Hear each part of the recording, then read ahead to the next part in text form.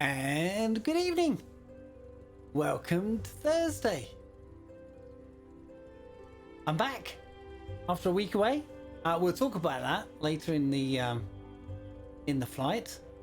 And well, it's good to be back. We have a few people on the ground already. I see Curious B is getting used to his new aeroplane. We have Seamus McNeil. Hey, hello. And Curious B in chat. And who else is all there? We see Gary. Yes, I'm here. How Easy. are you? I'm good. And I saw Noel K on the ground as well. So welcome, Noel. If you want to join the voice chat, if you're flying along with us, then go to my Discord and go to the voice channel waiting room, and somebody will bring you into the session. I'm hoping my Discord link is still live. So if you haven't got it, there it is, there in chat. And Rat Pilot Randy, hello. See, I'm on the ball tonight with my chat messages. Skeptic. I did read yours, actually. You're struggling with audio, so you probably can't hear me. So... oh, dear. Laugh, I nearly cried. We're in Norway. Last time, I think we were in Norway even. We were doing the Christmas stream, I think. So that's, a good 6 months ago. Nearly 7 tomorrow. I would go see a doctor, Skeptic, if you're just hearing things. Ah, dear. It's going to be one of those nights, and I've already started on the beers tonight. So the beverage of choice tonight is the good old London Pride. A very fine ale. Did somebody say, oh my word, what's going on? Hello, what's going on here? Lots of things just suddenly happened. Donut, you just gave out 10 community gift subs. What a star you are. Nice one. Thank you very much. So we got some new subscribers.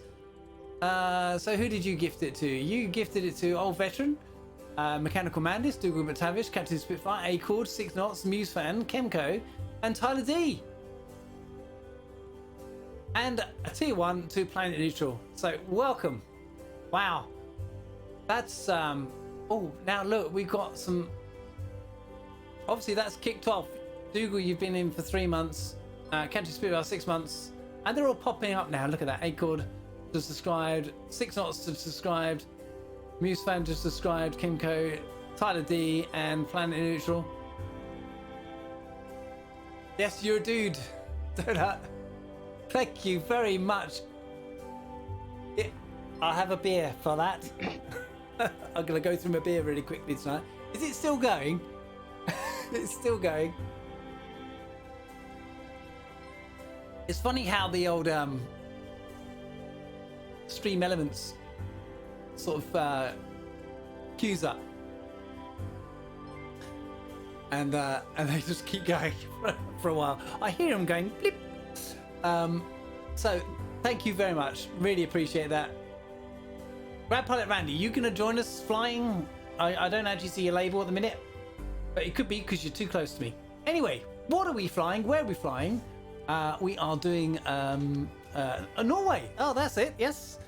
And well, we're gonna go to a few places we haven't been to before that are not part of that Christmas flight. So that's good. And there were a few airports, and I'm going to ask a question when we get going about that. But there are a few airports for you to install, all free. There was actually Romeo Mike, Echo November Romeo Mike, which I found on. Oh, weird! You're only hearing Pilot PD through stream, but not on Discord. But everybody else on Discord can hear me, I believe. Yes, sir. Yep. Okay. That's weird. Yeah, I can hear you. Oh, have a look at your audio on Discord, Skeptic. So yes, Romeo Mike, Ryum Airport. There was actually a scenery for this airport on flightsim.to, but strangely, when you loaded it, all the runway lights hovered about 3 feet or so above the actual plane of the airport. And then I looked at the flightsim.to and it said it wasn't suitable for everything after sim update 5. So I removed it. And the default airport is actually quite good anyway, so that's fine. Right, what are we flying tonight? Well, I quite like this airplane. Oh my word! Seamus McNeil subscribed with Prime for 5 months. Seamus, you're a star. You're welcome. Thank you very much. I'll have another beer. Ah, there we go. And Chipmunk, I mean, a lot of people learned to fly. Can anyone hear me? Oh my goodness me. Yes, I can. Yes, Skeptic, we can hear you. Can you hear us? I think that's a no. Right, okay. Let me I can only hear you through the stream. Okay, we can hear you loud and clear in Discord. So that's weird. What can I say? I don't know. You need to fix your audio problems. Oh dear. It's funny, isn't it, when you don't touch something and you come back and, you know, OBS for me, when I came back and started it all up, the default sound was not set to what it should be. I had to go through and check that all was working. But we're here and we're good, and we're in the Chipmunk. It's a, you know, it's what the RAF pilots learned to flying, strangely enough. Ah, you did install OBS on the weekend, but it's not running. Must have reset everything. Yeah, so go into your Windows sound settings and make sure you input and output are set up correctly, because I've had that issue before as well. So we are in this beautiful little aeroplane. If I can actually get the right view going, there we go. Here it is. It's the Chipmunk, or the de Havilland DHC-1 T10, to give it its full name. And rather spiffing it looks in the blue livery. I'm not sure who that is, just pulled up in a Bonanza, which is probably not a Bonanza, but is in the well, it probably is actually a Bonanza with the flaming logo. Okay. And there's a few people on it. Dougal McTavish just skulked around the corner there. What is he in? He's in. What are you in, Dougal? You're in the NX Cub. The NX Cub, the smiley face one. And good evening. Hello. Welcome to the stream. Missed you, mate. Yeah, well, Hello, you know. Hello, gents and ladies. Hi, Dougal. We missed you guys too. I really missed Thursday. Was really struggling for me not doing a stream. Sitting in the hotel. Not doing I've much. heard very good things about that Chipmunk, Neil. Have you? I Wow. have. Yes, it flies like a dream. I've had a little adventure in it over the last couple of days, just checking out the route. So anyway, we're going to get back in the cockpit. We're going to put some fuel in the aeroplane. So we're going to fill it up. And that will do. And it's quite nice. There's a few buttons down here that you can look at. So we've got taxi lights and nav lights. So we'll turn. Well, actually, we need to turn some battery on. Now, the interesting thing is, I haven't actually found a battery switch, and I'm sure there is one, but I've never found it. yet. So I'm just going to use my battery there, and what happens? Did anything happen? No, you see, nothing happens, you see. And turn on my avionics. We'll turn the nav lights on, although that doesn't actually turn the nav lights on because it's using the yoke. So it's going to be one of those over there. And it's got a trim down here. And this here, the flight and the ground. So it's in flight mode at the moment, which it shouldn't be. It should actually be on the ground. When you go to the ground, you see there's a little generator that appears on the outside. Okay, provides battery to the airplane. We could probably do that by starting. Here's your generator light over here. Standard instruments, we got magnetos over here as well. They won't flick on until I use my rotary.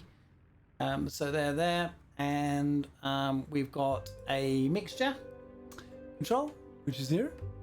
So lean is forward and Rich is back. And then we've got our throttle. And we have this flap over here. And we've got our fuel control here, which is either on or off.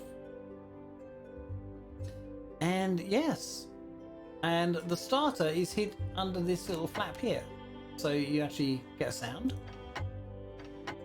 and the starter is actually here. So when we're ready to go, we'll just make sure our mixture is on full. We'll get a crack open of the throttle. They're on, and we'll fire her up.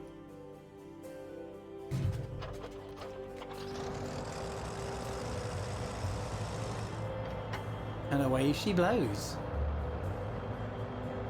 Now this is actually the artificial rise and lock. So you can lock it in the, you know, at the parallel level. I don't know what you will call that. Oh! Seamus lost all audio.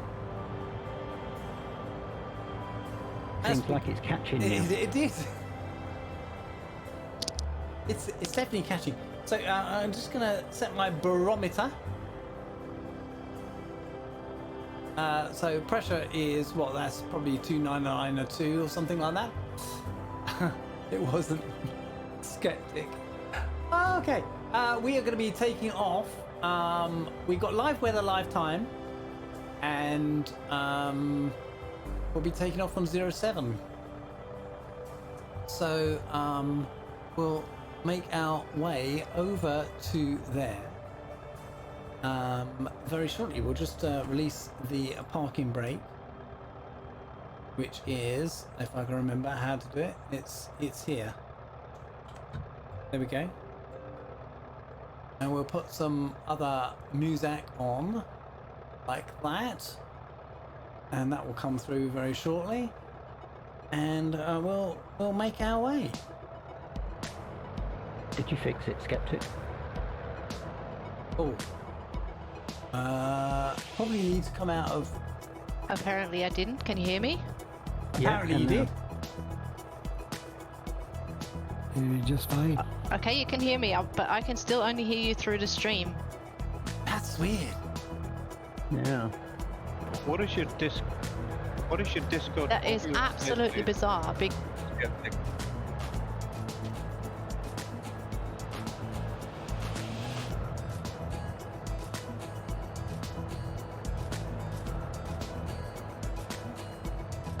So we're taxiing.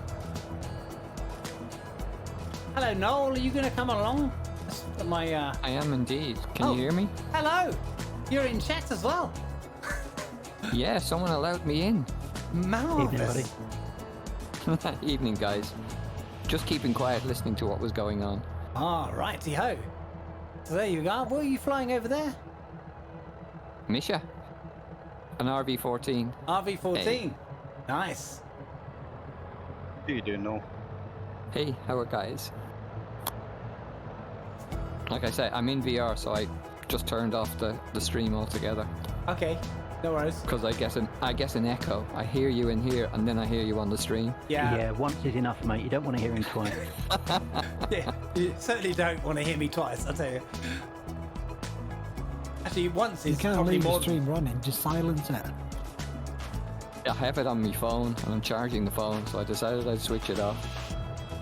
And you can't. And I can't. Well, I can't see the stream because I'm in VR anyway. So. Yeah, so-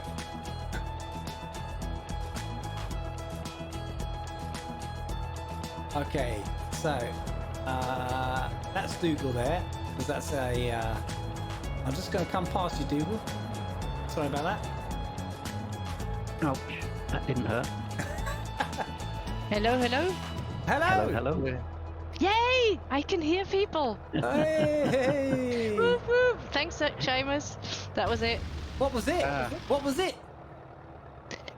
It kind of reset my Discord audio to system audio, Ah. and the system, for some reason, I posted a screenshot of that in Discord, which Discord just appears in two different sections for whatever reason. Gotcha. Okay, right. Let's go. Neil number 2, Muse fan, are you flying?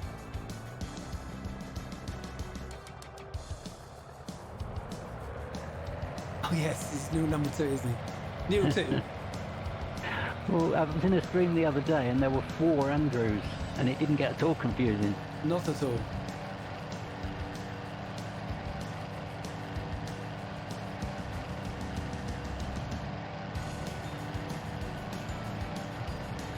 Come on, centre line, centre line.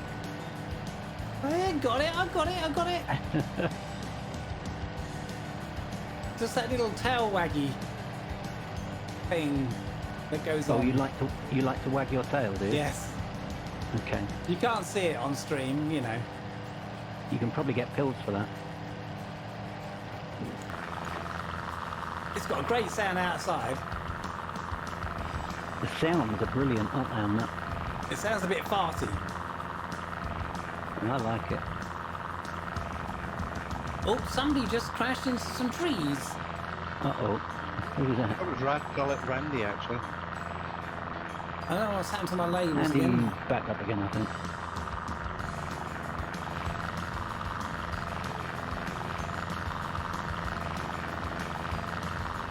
So you'll be pleased to know this airplane is not very fast. Can we have that in writing, please? So, you know, you should be able to keep up. He says.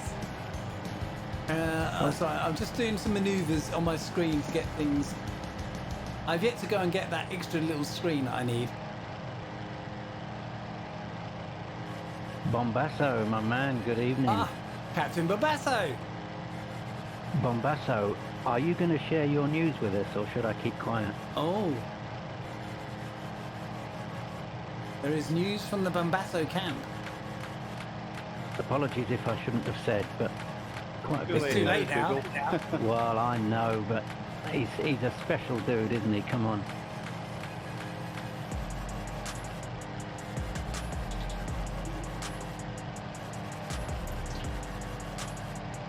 So I'm just doing a circuit while everybody gets airborne.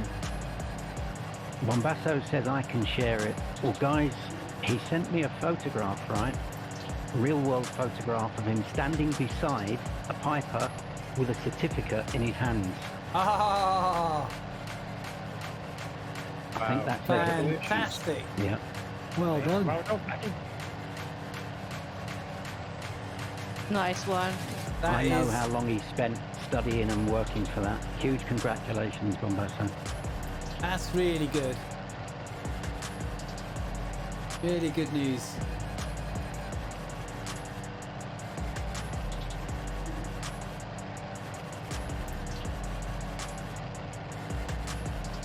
So what am I doing now? I'm doing 105 knots. And we're just waiting for Muse Fan and Skeptic to get up on the air.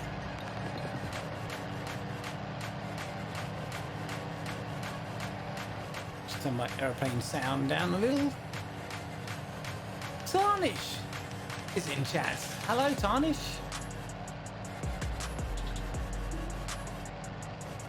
So Does how that long did mean it? we're all going to get buzzed by an F-14? Yeah, probably. So how long did it take from start to finish, Captain Bombasso?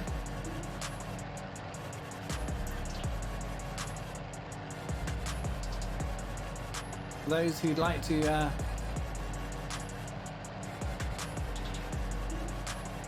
try and have a go.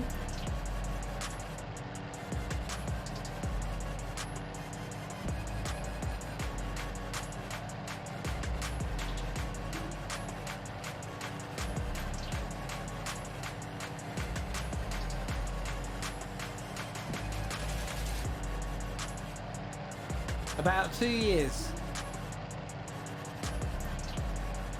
COVID killed 1 year and then some, of course. Wow. I tell you what, Captain Ambassador, that's excellent, mate, because I know how much work you need to do for that with the with all the studying and stuff, let alone the flying. So very well done, mate. Yeah.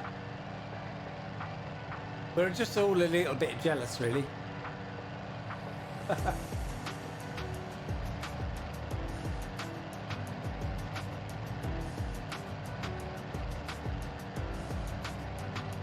Okay, who are we waiting for now? Newsman and Skeptic are still on the ground, I see. Yeah, and Skeptic is also on the ground. Do you have Yeah, any- I'm having some peripheral issues here, which is a tad annoying. Well, but I'll try. Okay. Hey Dougal, you got to get this airplane. I almost did today, and I just thought it's a little bit pricey. Ah, But it's a good airplane, I have to say. Yeah, I'm hearing only good stuff about it. Musa says, don't wait for him, he's finishing eating. Okie dokie. Skeptic, are you're moving? You're moving? Yep. Okay, so we'll head off now out to waypoint 1. I think Curious Bee is already on his way.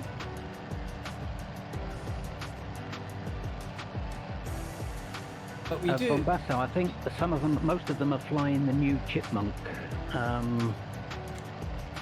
which I've forgotten. Where's it from, Neil? Airplane Heaven. Airplane Heaven, that's it. I'm in the NX Cub, so nobody's going very fast. yeah, that one is Cessna 162. I got mine Oh. from Just Flight.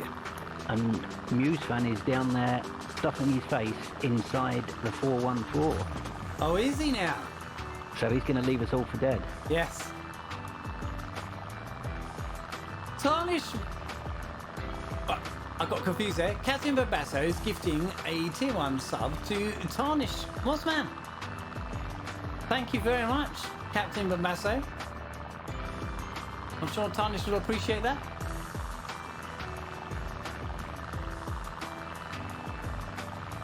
So I thought this is a good time to fly this route because, well, by the time we get to our destination, it'll still be sunlight.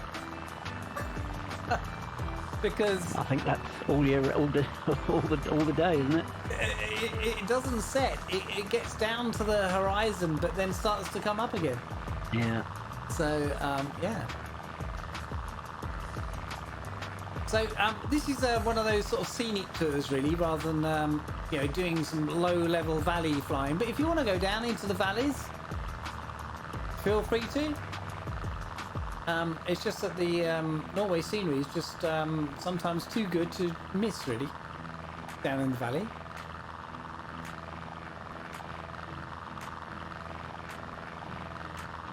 So there we go. Did my bar down here, did that all update when people were subscribing and stuff like that? So I can't actually read it because I have my OBS so small. I can't actually read what it says. It is quite small, but yes, it looks like it's very small on my screen, but it looks to be up to date. Oh, okay. Cool.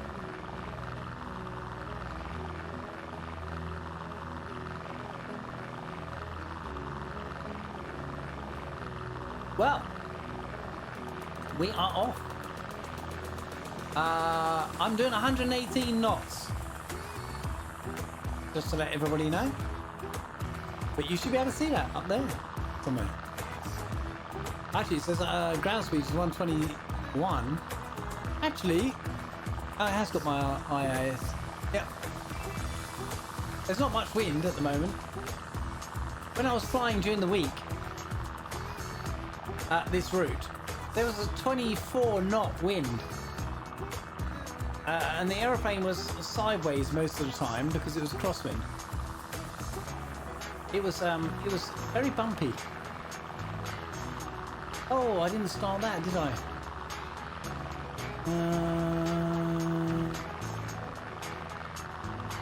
Because I rebooted.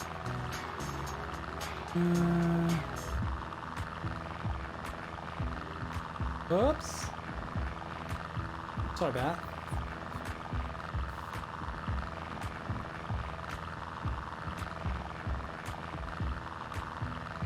Convel, welcome to the stream.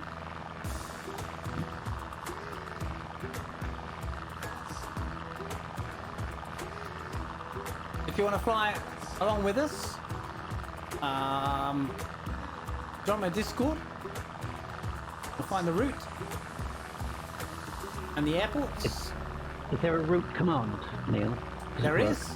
Oh, look at that, it worked.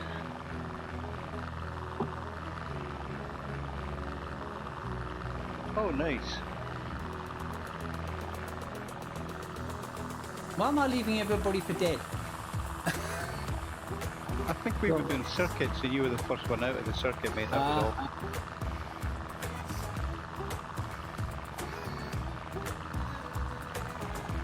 I'm going to do a little circuit then around here just to make sure everybody keeps up. Donuts in the sky.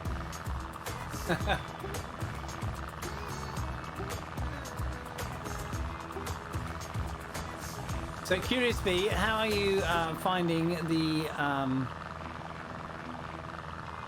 Chipmunk?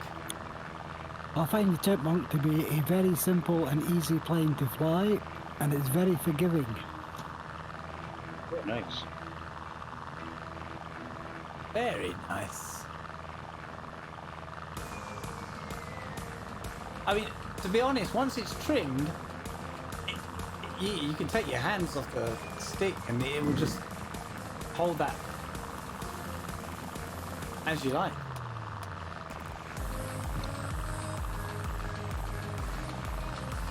It's probably why so many people start in this airplane. Yeah, it's a grand little aircraft. I don't have it yet, though. How much was it? I think people said it's a little expensive. I think it worked out to just under 30 GBP. 50 or 18.99 from Just Flight. Is it? Okay. Oh, That's pounds sterling. That's a big difference. Wow. How much do you say, Bill? £18.99 sterling from Just Flight. I looked on the Corvettes, and it was much more than that. Interesting how they charge different prices. Yeah. So wildly different. Yeah.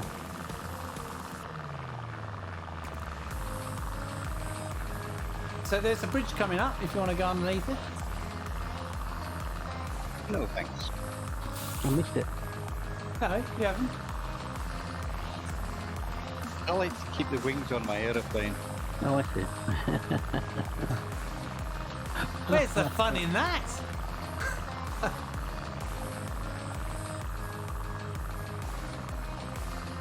So, guys, just before you all came on stream, I was telling Neil that I did a runway incursion on VATSIM.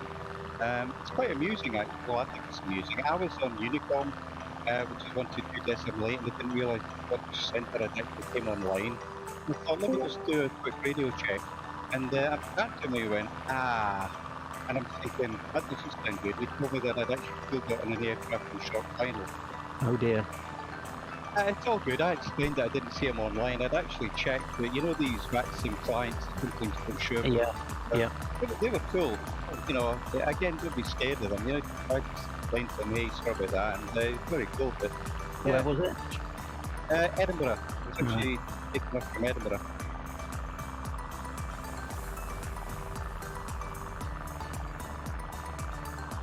See, that's the most annoying thing about Microsoft is spawning on the runway. Yeah, yeah. I think that should be the default should be not to spawn. I guess the trouble is, we would have to look at the aircraft size and put you on the right ramp, wouldn't it?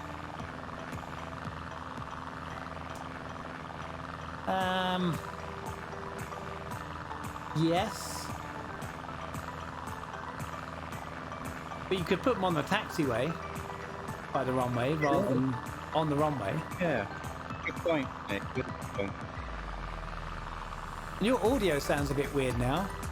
It does a little bit, yeah. What mine? Yeah, Yeah. Little broken. Was it broken earlier, was it? No. Ah.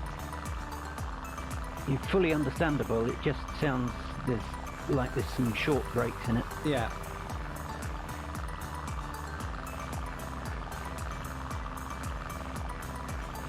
Evening, Muse fan. You on comms, Hey, Muse guys. fan? Oh, yeah, mate. Hello, Neil too. This evening. I'm good. Yeah, mate. I'm just restarting the sim because I think I found the peripheral problem. I mean, it started out being fine, and now I realise I don't have a throttle or mixture or anything of that, or trim for that matter. Oh, that Oh. won't end well. And I think I know why. So the GNS wasn't working, but I think I know why. I did some cable management and changed some USB ports. And the sim ain't liking it. I did some cable management today after having to have my PC pulled out from under the desk. My cable management consists of bundling them all up and stuffing them under this hole that's under my computer desk. I kid you not. I don't really want to show my cable management. No, Yeah, me same. neither.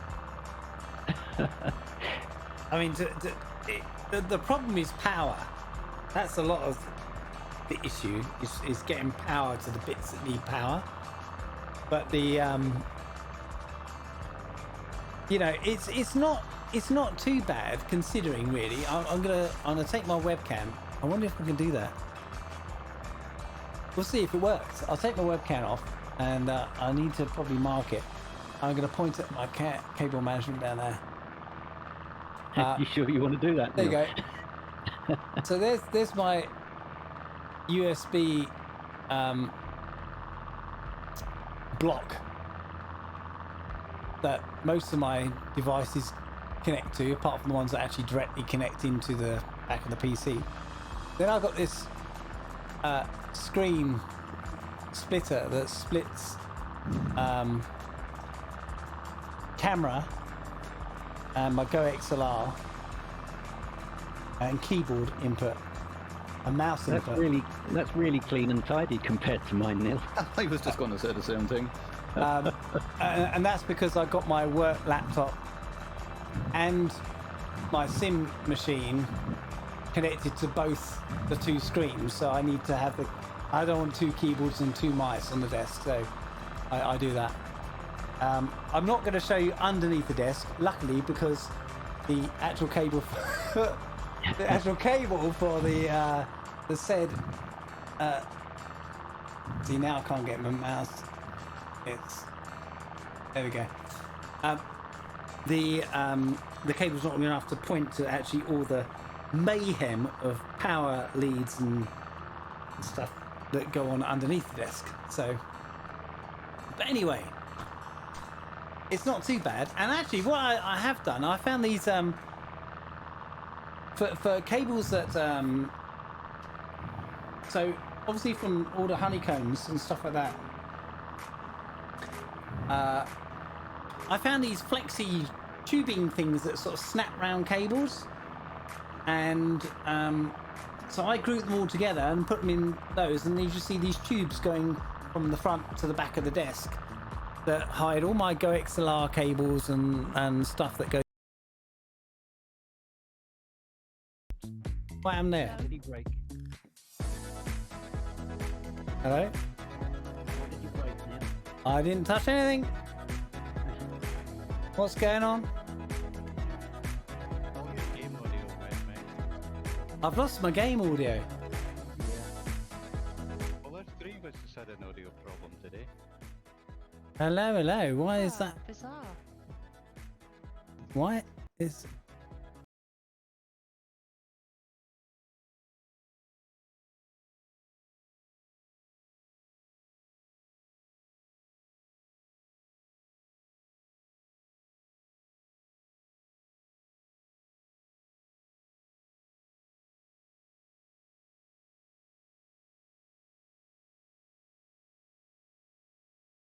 Have a nice guy. Hello, I'm back again. It's paused, I think. No, it hasn't. Oh no. Yeah, you're not in the sky anymore, mate. I am. I was. What's going on? Hang on, something weird's happening. Hang on. Splasher 6, good evening. Yeah. Or good afternoon to you, indeed. Hello, Splasher. The sim doesn't look very mobile, does it? Is Neil coming through on stream? I don't Yeah. know. Am I? Am I coming Yeah. through on stream? Oh God, hang on, Yeah. hang on. All good. Are we all good on stream? I just had a Yes, quick I can listen hear to myself on stream. stream. I can hear Mate. myself on stream. Yeah. Right, so it looks like my sim has frozen. Moral of story, never touch USB cables. No, Oh, but I Sim's running. didn't touch him. I didn't touch him. You looked at them, mate. That's all it needs. Gosh, it's been weeks since it happened. You know? Well, there's an airport here, so I'll put down and wait. Okay, Well, there's one just ahead. there's one just ahead. So let me. I think 3 miles. I think certainly the USB must have affected the simulator. So one will have to restart that, I'm afraid. They've known about that from day one. Discord is low on stream, so we'll turn that up. Tarnish is not a CTD because it hasn't actually got to my desktop. It's just a. Oh, I Freeze. feel like I'm freezing. Somebody had this in the shadow stream the other day. Can't remember who it was. There we go. So we're landing runway 04? Probably. Roger that. I'm showing a crosswind anyway, so it doesn't really matter, I don't think. I just play some, funky music instead.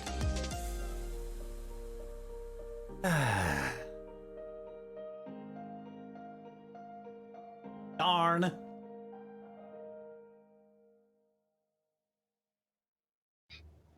You still in the chat, Skeptic? Yep. Yep. She's keeping quiet in case something goes wrong. Oh, I tell you what, me and Skeptic were becoming pen pals. We spent days just chatting about, completely nerdy, about SPAD next and all the local variables and SimConnect and oh, I tell you what, I was having a rare old chat with Skeptic the past few days. It was fun though. It was good. It was good. I like it. It solved the problem. Well, It was. ish. A Yeah. lot of fun. Yep. But Seamus, here's while you're waiting. Here's I think one of the problems now that I unplugged my USB hub, which is where my real sim gear is connected. And I think what SPAT doesn't like if the USB port changes apparently, because now the profile for the real sim gear is gone, and I don't know where it is. You know what I do to fix that? If ever I mess about, I go into the control panel and I delete the hub within the USB controller, and it refines it and reallocates everything. Then I'll leave it alone and never touch it. Yeah, I've done that in the past before. It works quite well, doesn't it? But when you unplug the USB hub, because that's the USB hub that's on my mobile cockpit, and I do remove the cockpit every once in a while to use the PC for something else. Ah, So tell me, Skeptic, what can you use a PC for other than being a PC? Coffee table? a doorstop. Yeah, a dust collector. A brick. Yep. Do you know, guys? I didn't even get to the, first airport. Kirby XLF, thanks for the follow. That's all still working. And you're on the ball today, Neil. Nice one, mate. I hear things now. I didn't used to hear them. Now I hear them. Oh well, while I'm waiting, I might as well tell you about my week last week then. So let's go into a little bit of a chat mode discussion. And this is probably a bit too jolly, this music. But I don't want to depress everybody, so I'll just put my little quieter music on. So last week, Kerry and I, Kerry's my wife, we took a trip to France, to Calais, and we volunteered Monday to Friday to the Care for Calais charity. And what they do, if you don't know, there's rather a lot of refugees that are gathering at Calais trying to get to the UK to escape their persecution that they are experiencing in their home countries. So these are people from Sudan, Afghanistan, Syria, Eritrea,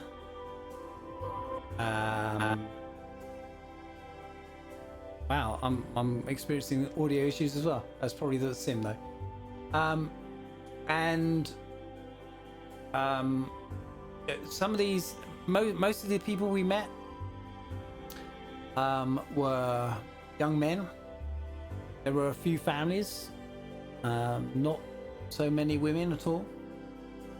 And there is no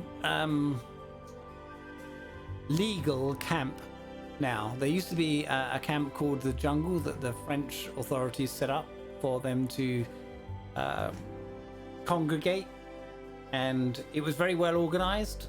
They had shops and things. They could buy food and items, clothing, various bits and bobs, and then in conjunction with the UK government, it was closed down a couple of years ago, a few years ago. But that actually didn't stop anybody from trying to get to the UK. So the result was that these unofficial camps got created, and there are a number of them that we went to. We went to the strange names that the charity gave them. There's one called BMX because it was next to a BMX park. It was just an area of ground. There was one on Rue de Judy.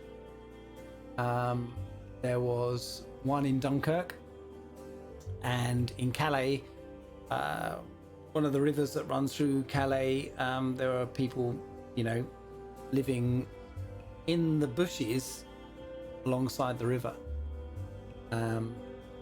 So it was an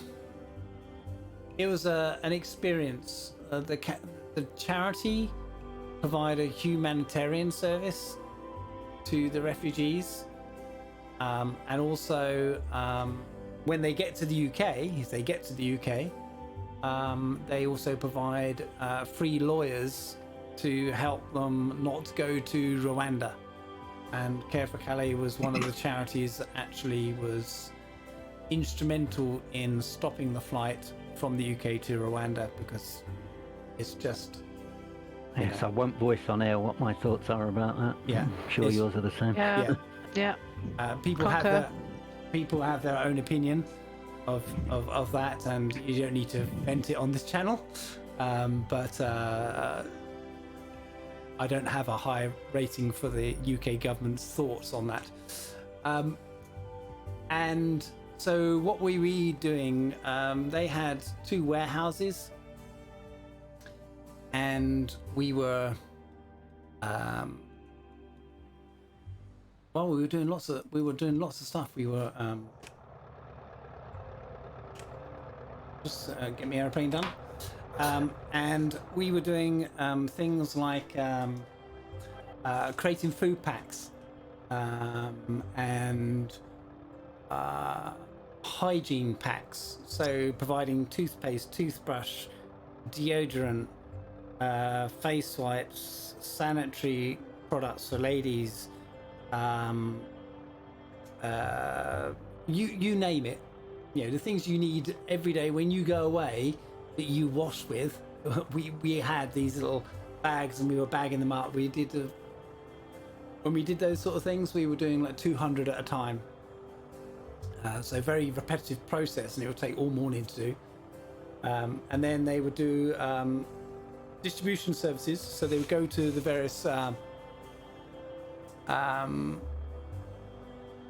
these locations that I just read out, and they would couple of vans, open the back of the vans, and they would provide a hot tea service, so tea, coffee. They would provide food packs, tents, shoes, and all of this stuff was donated by people to the charity. The amount of tents that we actually didn't do a tent distribution, but the amount of tents they had in stock that were just brand new, never been out of the wrapper.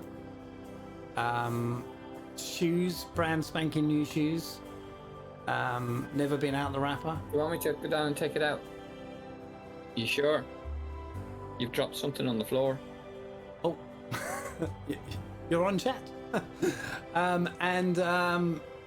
Yeah, so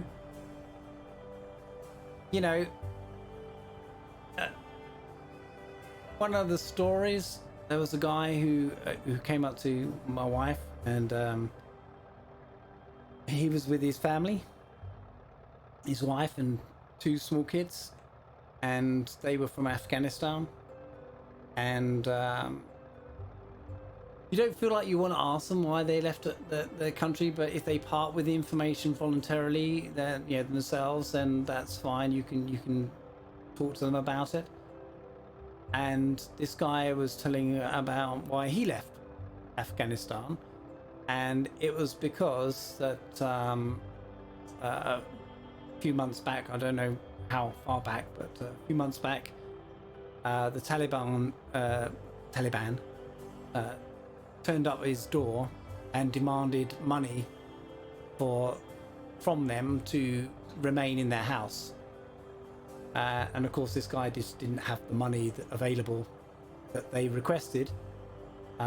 So they took his father, who was staying with them, and that was the last time he saw his father. 4 days later, they heard that the Taliban had shot him. So this man and his family decided that they couldn't stay in the house, because the next time they come back, they could be taking him and leaving his wife and kids without a dad. So they all left and made the trek over to Calais. When they arrived in Calais, they had literally the clothes that were on their back, and that was it. So the charity then provided what they needed. And it's when you hear stories like that, and that was just one of many that we heard like that, you really understand when people say that we live a very privileged life here in the UK and probably in the rest of Europe, and we have no idea what it's like and what these people are suffering. I always remember one poster that they had up in the charity that one of the volunteers created, that said, if you don't want refugees in your country, stop bombing theirs. And that's a very true statement, I'm afraid. And you know, these guys, most of the guys, there was 15, 16-year-old boys there that had done the trek from wherever they came from.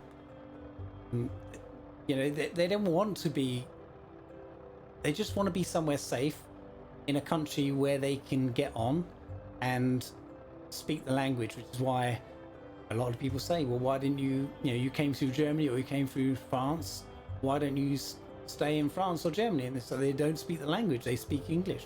So they want to come to the UK. Plus, some of them have other family members that's staying in the UK.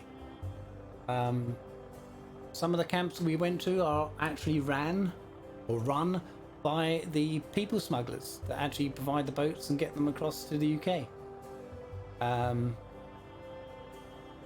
You know, and I just think there's an express one personal view about what I think is that I just don't understand why the UK can't set up a location in Calais that takes in refugee applications in France. If they then qualify as a refugee, they put them on a boat and send them over legally. Because at the moment there's no legal way to get to the UK if you've already left your country. You can apply for refugee status in the country of your home country to come to the UK, but you can't stay in your home country because you're being persecuted. So they leave, and when they get to Calais, they can't legally then get into the UK as a refugee until they get to the UK. So it's a messed up system, in my opinion, and that's all I'm going to say about it. But it was an enjoyable week from the fact that, you know, we felt we were helping and doing something to help. You know, the charity, you know, they do the food packs and stuff like that, but they also do, you know, the vans that we took to site. They had 2 big electrical generators that they put out, and they had these big pallet crates with loads and rows of extension sockets so that people could actually charge their phones or charge their iPads. They provided a hair cutting service, so they had electric trimmers, and a lot of these groups have a designated barber and they could do their haircuts and stuff like that. We had a games table where they could come and play chess or dominoes, or there was a sewing section where they could repair their clothes and stuff like that. So it was a very humanitarian, very interactive, very personable, and these guys were just really pleased to have a conversation with somebody, you know. And anyway, it had a big impact, and Kerry and I decided we're going to go out again later in the year when the number of refugees actually drops down, because most of the guys there were in their sort of early mid-20s and were out of university on their breaks. When it gets to winter time, people are not so keen to go out in the cold and wet, but you know, we actually provided the charity with a few bits of kit that they were after as well. We went shopping for them and just said, you know, here, what do you need? We'll go and buy it. We bought it and gave it to them, and you know, privileged that we could be in that position to help out. So it was a very worthwhile week, and yeah, there you go. That was my week last week, and I got a bit of a suntan because we were actually outside all the time, and we had good weather. France, amazingly. So sorry, I waffled a little bit there, but you know, lots to tell about our week. And yeah, if you ever get a chance and you feel like you want to help, then there are actually 3 or 4 charities that are helping in Calais. But yeah, there we go. I've probably bored out. How many people have I lost now? Hello, Viper. Oh, that's fantastic, mate. So it's No, it's a great story, mate. Thanks for sharing. well played to you. You know, it's Human side. And you You know, didn't lose oh, any. no. You actually gained 2, I think. Oh, did I? Okay, but let's go away from the Leicestery music and we'll put something a bit more appropriate on for the stream.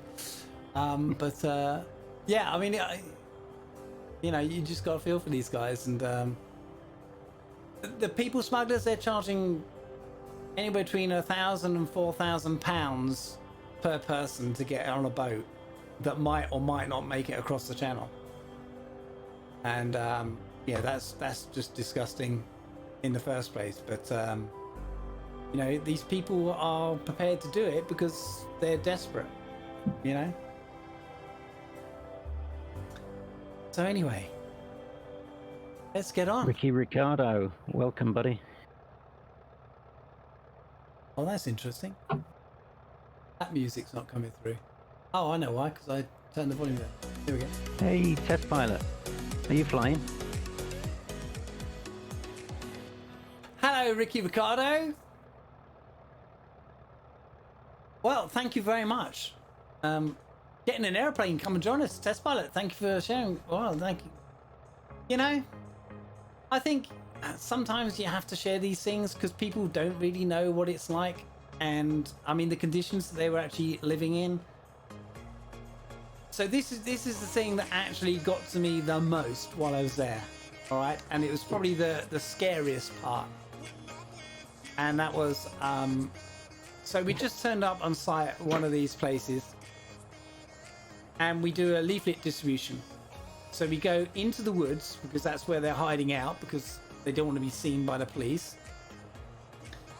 They have their tents, 1-man, 2-man tents, all in groups, and they have a little area that they store food and stuff like that, and a cooking area. And we're probably about 15 minutes in, and we give out these leaflets that basically say, when you get to the UK, call these 4 phone numbers, or one of the 4 phone numbers. It will go through to the Care for Calais charity, and they will put you in touch with a free lawyer who will help them not go to Rwanda, basically. And some of their English is good, some is very broken, some is almost non-existent, so you get their mates to explain to them what they need to understand from that form. And the thing is about the phone numbers is that they can't put them in their phones, because when they get to the other side, the police arrest them, they take their phones away, so they have to remember the number or write it on their clothes or their arm or whatever. And anyway, so we just started doing that 15 minutes in, and then the charity have a WhatsApp group for emergencies, and we suddenly got a ping on our WhatsApp group. We looked at it and it said just return to the vans, so we returned back to the vans. 8 French police vans had turned up with guys in full riot gear, machine guns, walked into the camps. They completely ignored us as if we weren't there at all. Walked straight into the camps and basically told all the refugees to move on. All right, and they would take their tent and they would put it on their head, and they'd walk the path with the tent on their head to the road, and then they'd stop in the road. And that was as far as the police really wanted to take it. And it's called one of their disruptive processes. And once they'd done that, you know, there's just people coming out of everywhere.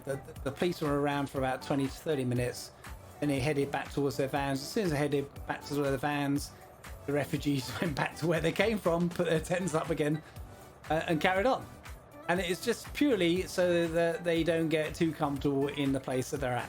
However, every other week, the French police turn up with a big truck, and they will go into the campsites and clear tents, food, clothes, everything into the truck, and then disappear again.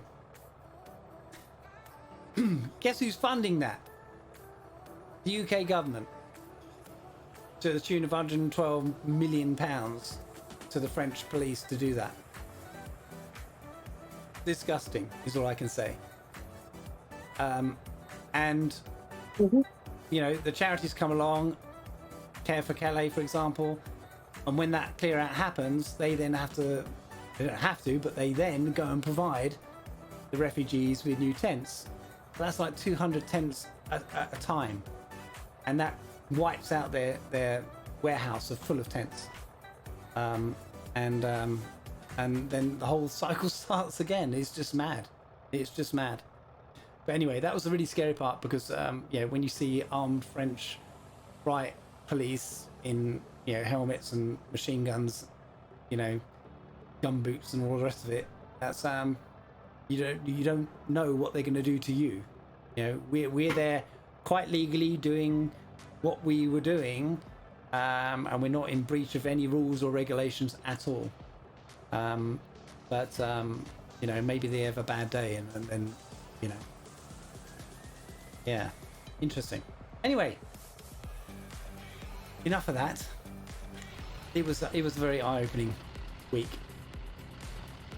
Are we ready to roll? I've burnt about 3/4 of my fuel, mate.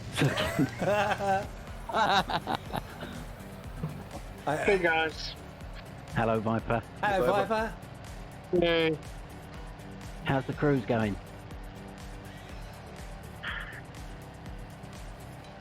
Who's cruising? Viper Strike is aboard a cruise ship. Oh, is he really? That's why his Wi-Fi is so poor. Ah. It's not poor, it's just that it can't hold much data. Ah, okay. If you know what I mean. It doesn't stream nearly as fast with the... But I hope you guys are doing well. We are. Currently in Atlantic, we're heading by Cuba. We're going to be heading back to Orlando. Nice. Visited Cozumel, Costa Maya, and Roatan in Honduras. That's what we did for our excursions. Cool. Visited the Mayan ball game in Cozumel on Monday. Tuesday we went to Costa Maya to look at Mayan ruins, and then yesterday we went to Roatan and did some snorkeling and diving in a submersible scooter. Cool. Yep, I did see Roatan International Airport there. Apparently you can do flights in the U.S. to Roatan.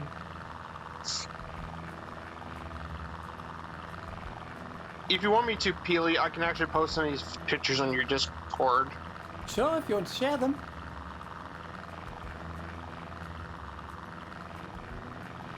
I have some news about my son and a cruise ship.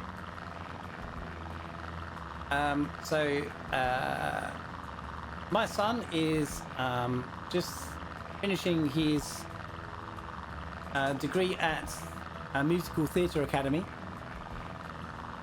and about a month and a half ago, he signed up with an agent in London, Andrew Harding, I think,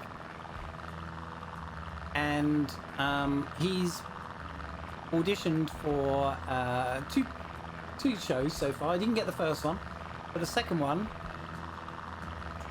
is the Jersey Boys, and he is one of the four main characters.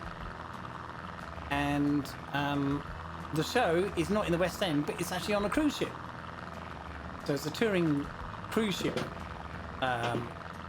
cast, and yeah, he starts that journey in when is it? November, I think it is. So he's dead chuffed. Nice. Just to come out of the academy and go straight into a job. So he has to actually join the crew of the cruise ship. He has to go through all this training that he's got to do first of all. And he might be asked to do other jobs apart from what he does as part of the entertainment team. So that'd be interesting to see what he comes up with. But it's going to be it's Viking cruises. It starts in excuse me. It starts in Barcelona, I think it is.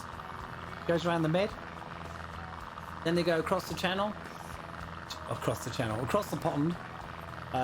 to the Bahamas, and they go around the Bahamas, St. Kitts and races, which seems very lovely. And it's a 6-month posting, so he'll be gone for a while. Nice. It's a good show, the Jersey Boys. I've seen that in London. Have you? Yeah, really good show. Yeah, so he was one of 800 people that actually went for that position. So he's very very chuffed to get it. So yeah. So I'll be heading out of the Discord, but thanks for letting me come in for a little bit. Okay, Viper. Enjoy your cruise. Yeah, I can't wait to be back in the sim on Sunday. So Richie Ricardo says he's going to have a blast. A couple of friends have done something similar. They loved it. Yeah. So yeah, and he's being paid obviously in. I think he's getting paid in pounds, but it's tax free because he's out of the country for 6 months. So he'll be buying the beers when he gets back. I'll tell you.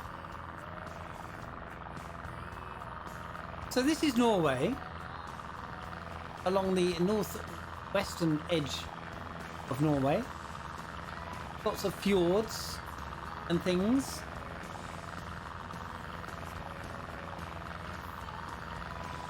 Lots of bridges, you'll notice. I see lots of clouds in the distance. I hope that weather stays where it is. At least you're seeing some clouds now. Well, yes. Do you know what it was? Ooh, shots fired. Yeah, it was. It was. I think it was the presets that I had loaded. So I haven't unloaded all my presets, and suddenly live weather came back. Nice. So that's weird, isn't it? Well, yep. But Dougal, we noticed this change, didn't we? Was it in the last couple of updates that the sim had, where all the default weather presets suddenly got moved to the end of the list rather than at the beginning? Yeah. I uninstalled that weather mod that I had with all the presets. Yeah, and I think ever since that's happened, that live weather's never been right. Right. If you've got other presets loaded. So, yeah. Which is a shame, really, because some of the presets that were there were actually quite good. So we're chugging along. 122. I'll just slow down a bit. There we go. Now this is quite a Biggles. We're on Southeast Asia. Welcome to the stream. If you do ! route, you'll get the route as well. And yes, some of us are in chipmunks. Some of us are not. Anything with a single propeller engine that is around about 120 knots will suffice.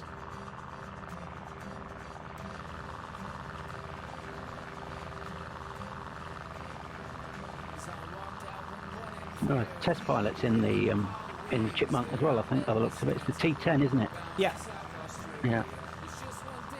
Yeah, Curious to know your thoughts on it, test pilot.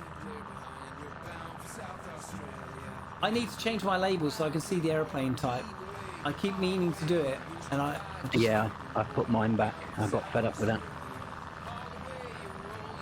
Once I found out what the edit is, Dougal, I'll let you know. Yeah, do.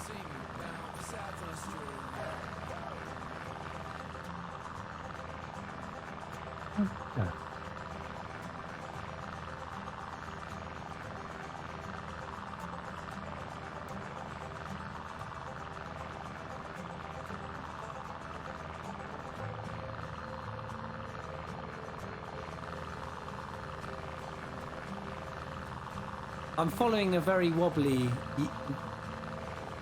purple line. It's all that beer, mate. It's all that beer. There's no autopilot. I mean, I could put it on, but you know. Actually, I don't think it doesn't work. Even the hardware doesn't work. So. But there's plenty to see out the window, apart from that little bit over there that has some clouds in it.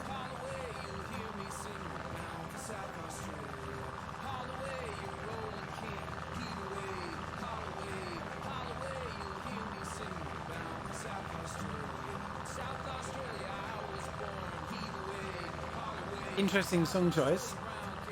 You know what? I was just thinking we're flying in Norway and he's singing about South Australia. Yeah, right. Okay. You know what? For a moment, I thought I had a YouTube tab open somewhere that I didn't realize was just auto-playing. Yeah. Ah, dear.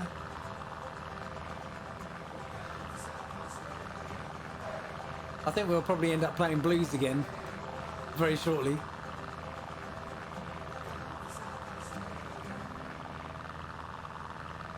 In fact, let's have a quick switch.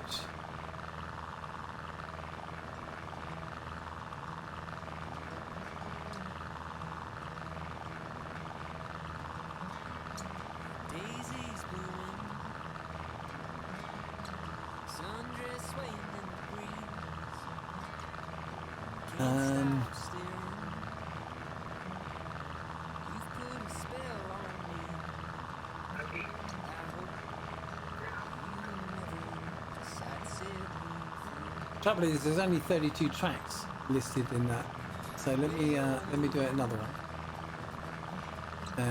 John Blue.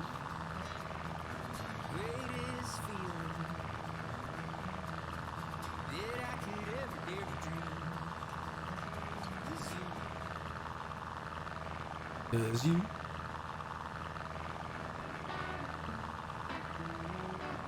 Here we go, Dougal.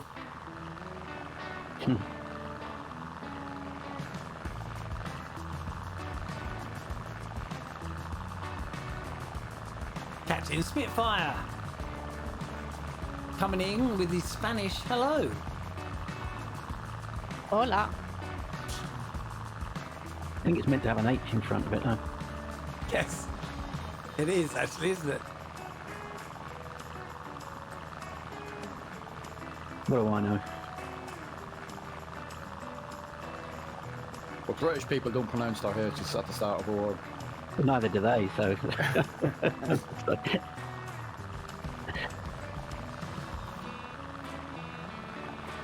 So how has everybody been last week? What did you do? Anything good? I've slept since then, Neil. Come on. I managed to contract COVID. Oh no! Oh no. I had 3 days where it was really rough. I know, but I'm getting better now. Well, thank goodness for that. I suddenly seem to be hearing of a lot more people saying that again. Are we on the rise? Yep. It's pretty sad. First time I've had it. Poor old Acords had it 3 times now. Ugh. I think it was Acords. Yeah, it was. Yeah. That's terrible. Yeah. It's all that cheesecake he eats, mate. Oh, talking of which, did you see any of B Mint's stream? She's probably still on. Yeah, she's streaming the cheesecake. Is she streaming cheesecake? I have managed to download it. It's brilliant. It's a lot of fun. What was that, Muse fan, did you say? Oh no, it just said it looks like she's finished now. Ah, okay. Yeah. It's a lot of fun to fly. and it's very easy to control. It's a lot of fun to fly, providing you remember you've got to keep your toes firmly on the toe brakes when you start the engine. True. Is there no parking brake then? There is a parking brake, yeah, but it still tends to leap forward Oh. into the terminal.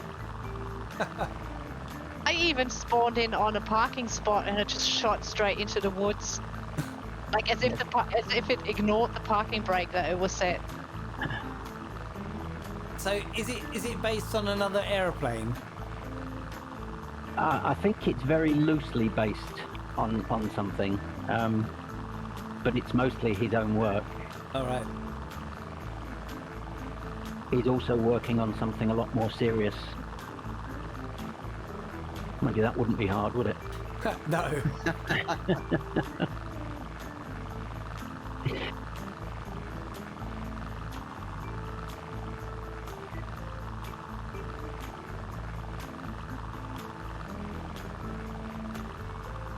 This tune has a Santana vibe about it.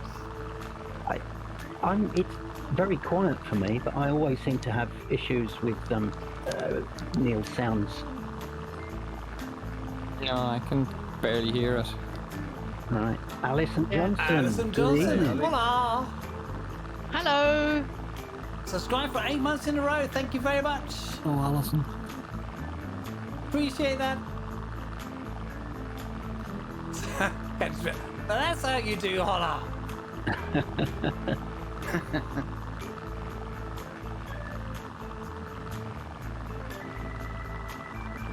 Mintus also suggested Frozen should make a premium vegan version. Yeah. Yeah, but what would you use as the crust? Because you use butter to bind the crust together, don't you? Am I getting too technical on this or what? Well, no, because it's a study level cheesecake. Well, yeah. Yeah.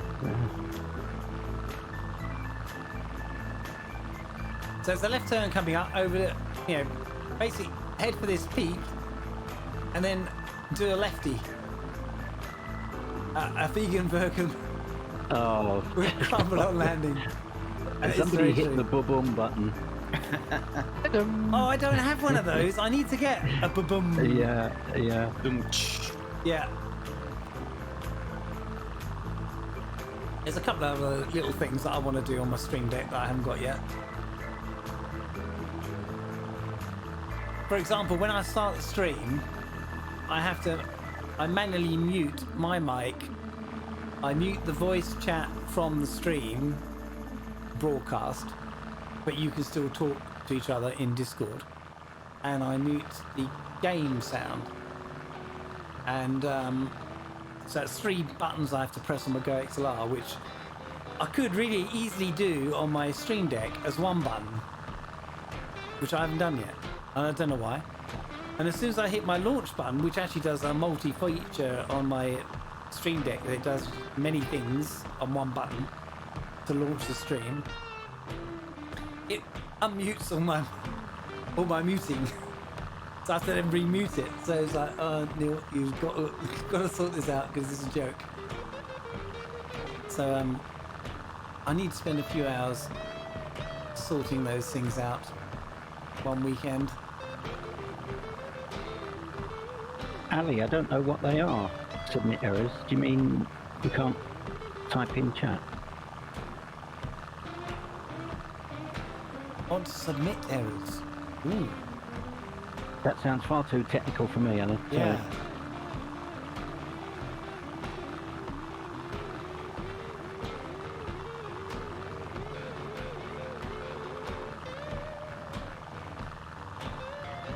So guys, are your hillsides showing a little bit of snow with trees, or are they all green? No, same as They you. have snow. Yep. Okay. For once, Neil, I have exactly the same scenery and exactly the same Yes! skyline as you. I've cracked it!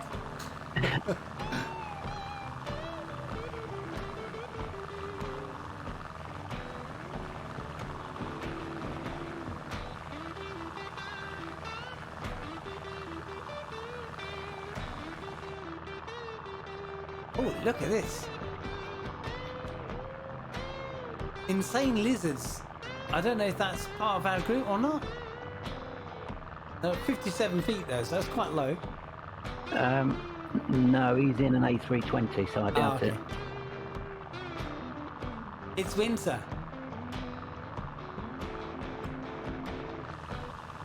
Well, in Norway it shouldn't be winter, surely? It's always bloody winter.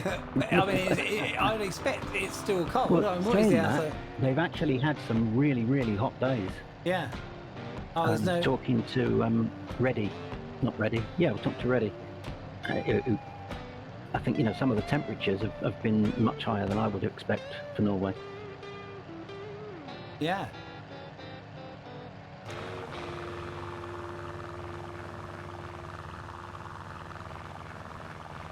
The engine of this aeroplane, it sounds like somebody taking a straw and blowing into a glass of water. Is it just a 4-cylinder? Oh, now you're asking, Dougal. Hang on. You know, it sounds like a horizontally opposed V4, you know, like a boxer type engine. No, it's an inline engine, Dougal. Oh, it's inline, is it? Okay.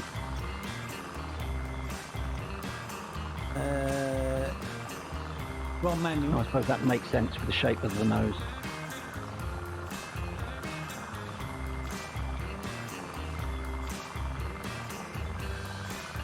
They actually provided the real manuals. Real manuals.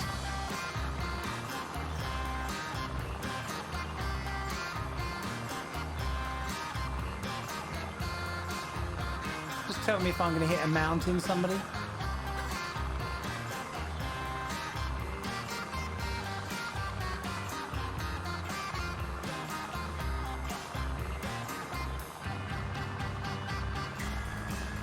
Cockpit checks. Starting the engine. Give the thumbs up signal and call contact. And listen, it's the new Chipmunk from Aeroplane Heaven. Gets a really good press from everybody that I've spoken to. I haven't heard a bad word said about it.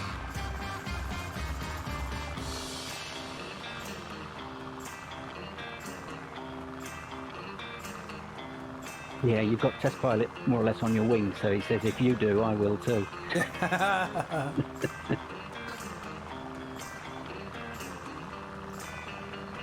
I've got one eye looking at a little nav map to make sure I'm going in the right direction. One eye looking in the stream and one eye looking at the document. Oh, we can do some aerobatics. Roll, barrel roll, stall, turn, loop, half roll, loop, off loop. Well, nice. It was a trainer, wasn't it? Yeah. I think you can actually do spins in it as well.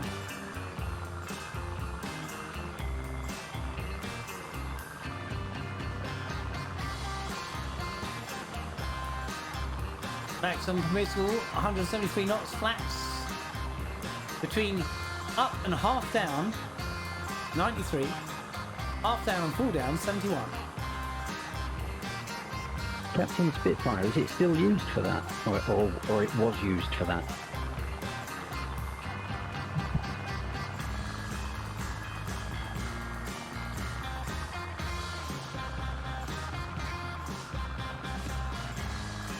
What's a flick maneuver? For aerobatics. Anybody know what a flick maneuver is? No, but if I had to take an educated guess, it would be like a snap roll. But that's me taking a guess. I bet test pilot knows. I think it comes from hello.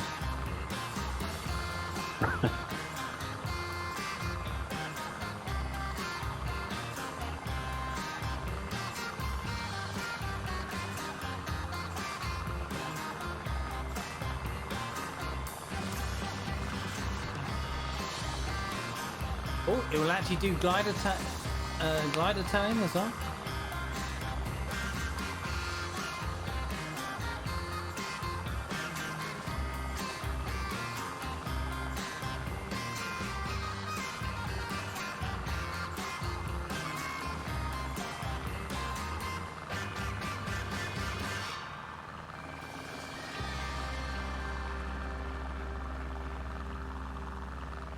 It's quite funny reading these documents.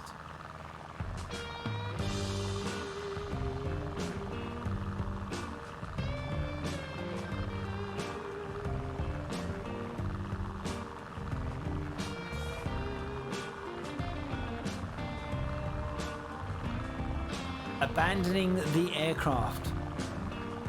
The minimum height for abandoning the aircraft is 1,500 feet above ground level.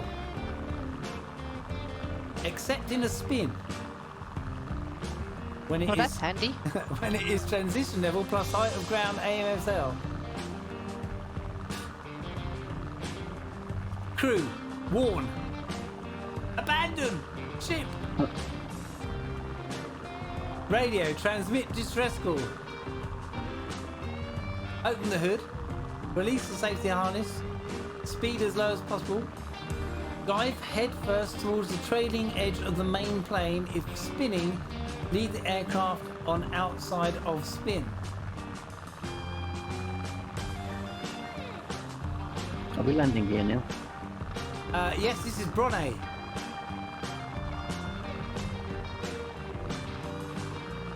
So we actually did land here during the Christmas stream, if you recall.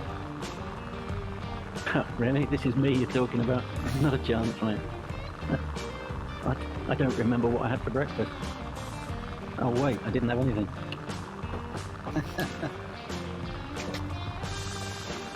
We have a wind 1538 knots. So that means it will be a runway 21, I think it is. So if you, well, it's up to you how you want to do it, really. You can either follow the ridge of mountains down the right-hand side and do a left circuit in. Probably a good idea.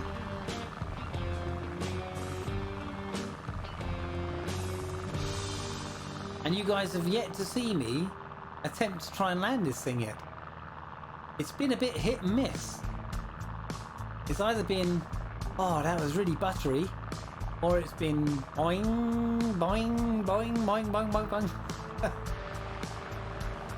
Ah.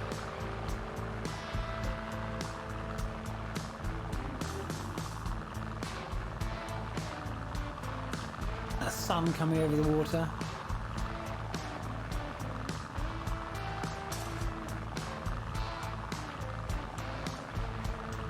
We've probably had this before, but who's G Mike 71? I don't know. Oh, well, I can see a T10 flying ahead of us. I assumed he was with us, G Mike 71. Oh, look.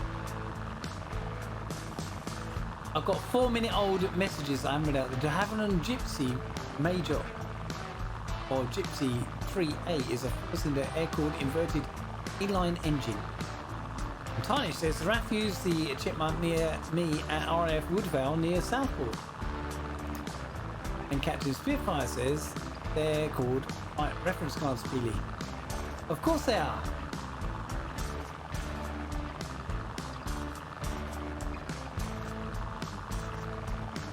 There's the runway, just down there. We probably need to start desperately to lose some altitude. Now we have Mike 71 in chat. Good evening. Hello, Mike 71. You were listening.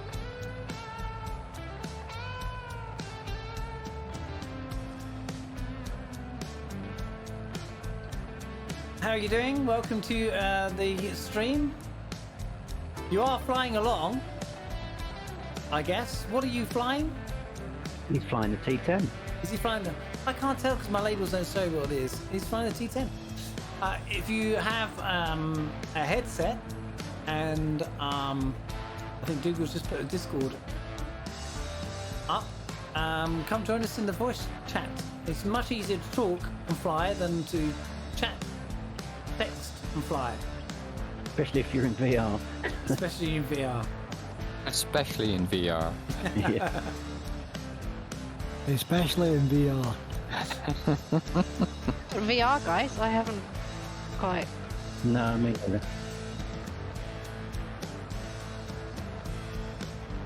It's wonderful.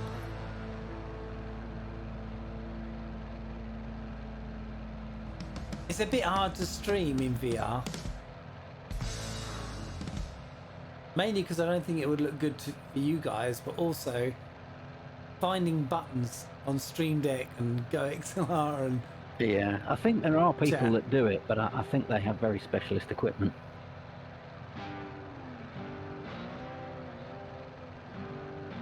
I'm waiting for my sim to crash. Oh Why? no! It keeps freezing, Oh God. Oh, so I don't know what's gonna happen.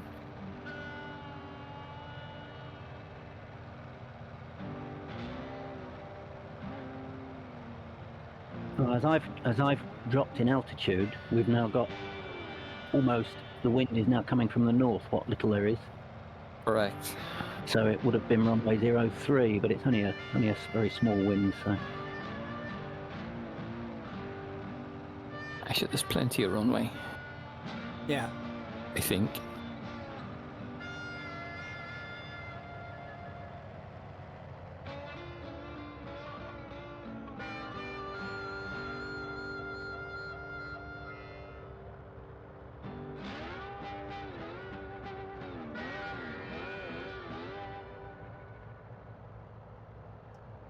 gotta love approaches with asobo trees in front of them. Always. Could be worse. It could have been a block of flats. Usually is. Fuel's going a bit fast for a landing there.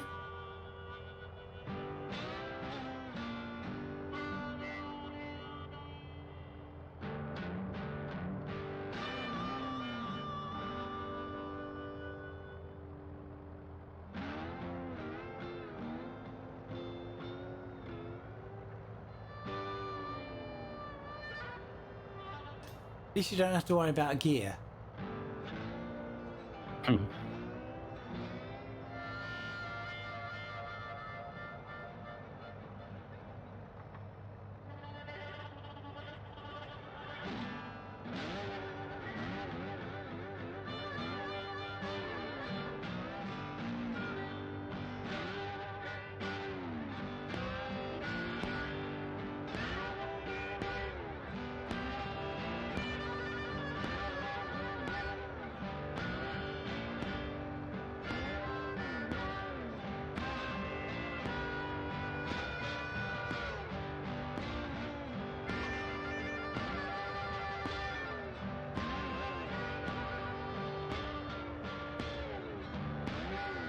There's something kind of deliverance-like about this track, isn't there?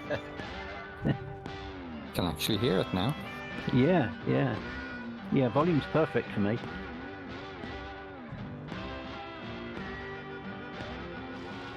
Well, that wasn't too bad. I don't think my landing rate came up, did it? No, I don't think it did. And that's interesting. Is this one of the add-on sceneries? Because you're floating for me. It was, yeah. Well, I thought I had them all installed. Well, I have, because this clearly isn't the default scenery. You're not floating for me, though.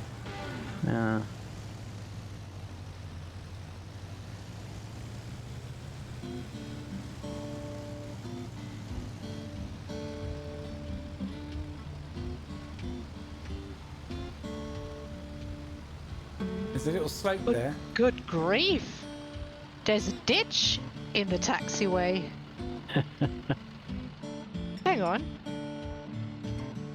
You should try flying an airliner into Rio de Janeiro. There's a bridge across the taxiways, and it drops you down about a foot and a half as you cross the bridge.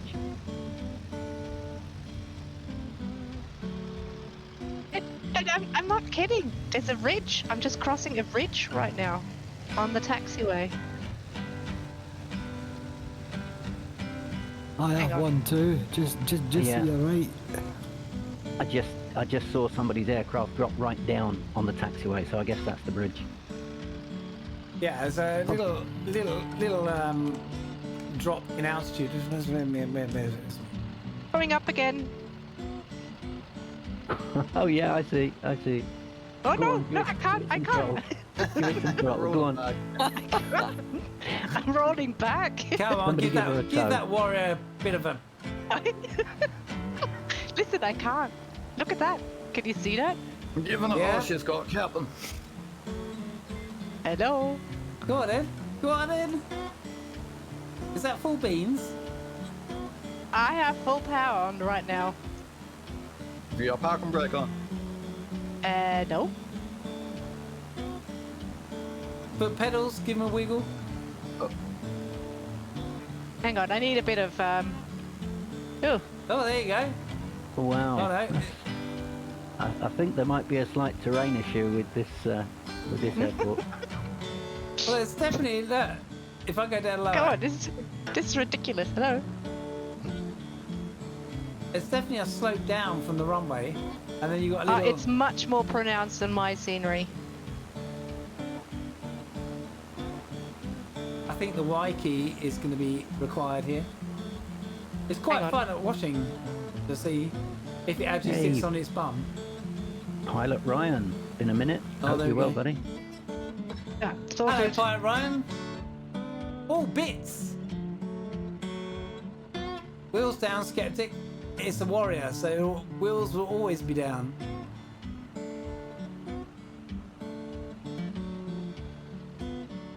And there we go. Is that more bits? Hello. More bits from Pilot Ryan. Well, there we are. It's a nice area. It's a nice scenery. I'm sure we've used this one before, actually.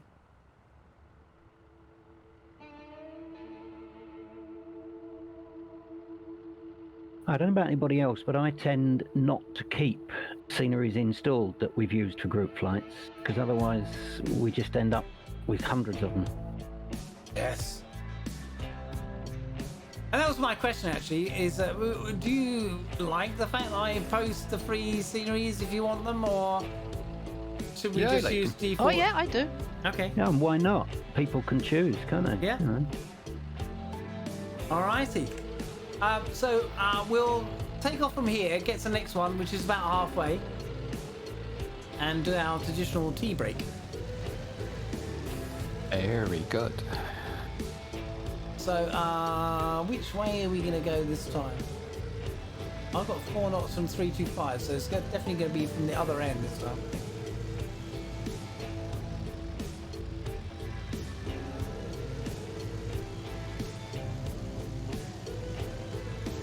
We'll have a quick gander I at that. posted the. Oh, sorry. Yeah, go on. No, I posted the ditch on Discord. The ditch. Okay, I'll take a look in a second. Oh yeah, you definitely have a glitch there for your Oh wow, yeah, that's nuts. I mean, I have the Rex Global Textures installed as well. Maybe there's a conflict. Maybe. possibly. Yeah.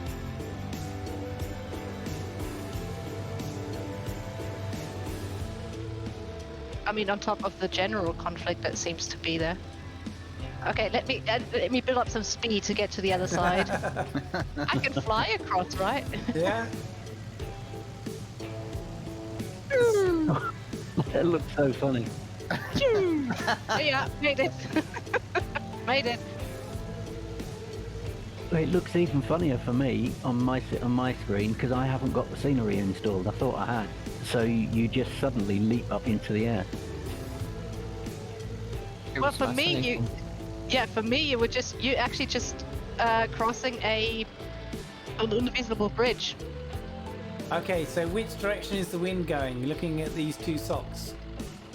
Not a lot. It looks to be a crosswind at 4 knots. That one looks like it's going that way. And that one looks like it's going that yeah, way. it's negligible. Take your pick, Neil. It's saying here from 03 is a 1 knot headwind. Yeah. So it's much of a muchness really. Yeah. 03 it is.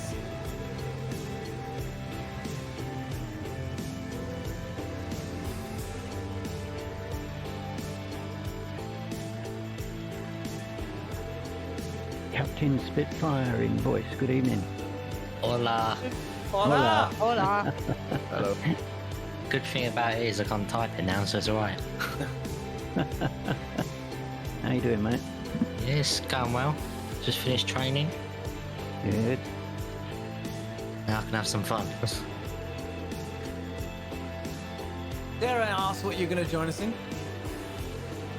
Obviously the spit. By no surprise. Might be a little fast. Oh, a bit right. Nothing too fast. Oh, somebody just took off. That was me. Sorry. Oh.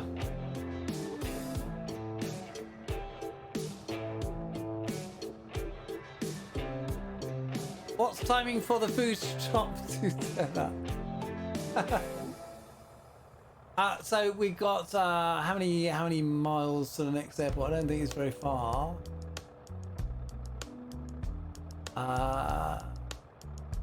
31? No, Nautical? yeah, 31 nautical miles it says. And it's tea break. And anybody familiar with my streams know that halfway through we go get a cuppa.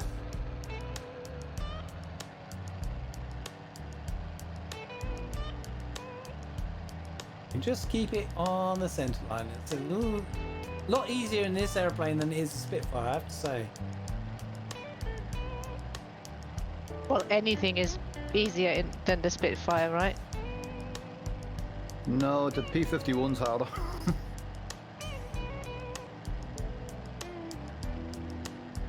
Oh no, don't tell me I have that parking brake thing fault again. Oh no. What fault's that? Oh, hang on, my tie downs are on. Why? Oh dear. Maybe that's why you couldn't move. Well, but why did they come on?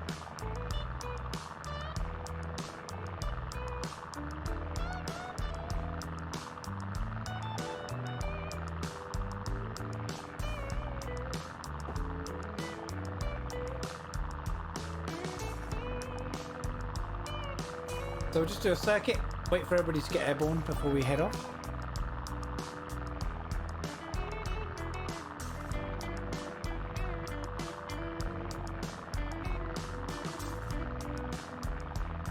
Alison says it's magic.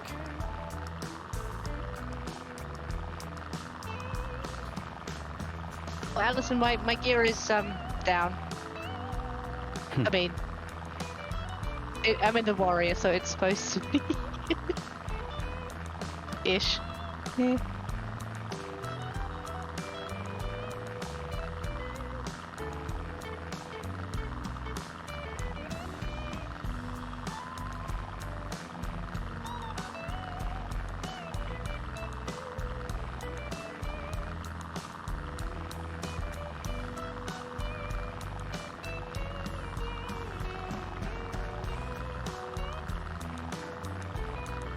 No, I really like this little NX Cub. It's a good little aircraft, isn't it? Yeah, I think it's definitely one of the better default props.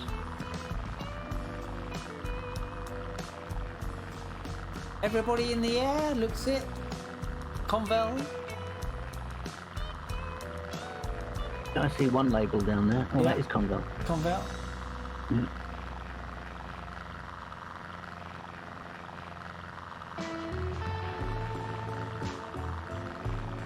Oh, you've been put on stronger meds for another week. Oh, ouch. Oh no. Well, let's see you back on your feet soon. Are you still off work, Ali?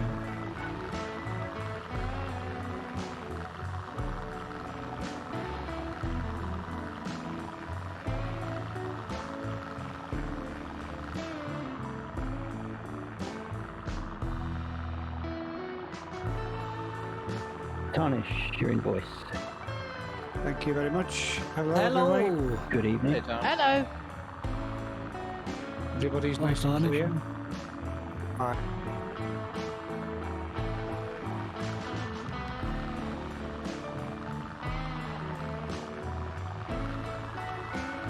She's working, dude.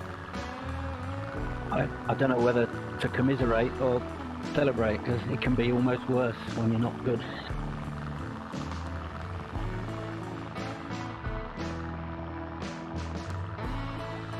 Look at all these flyers. We have Decantin, Dugamatarish, Musan, Noel, Test Pilot, Curious Bee, Red Pilot Randy, Convel, Adam, Tarnish, G Mike.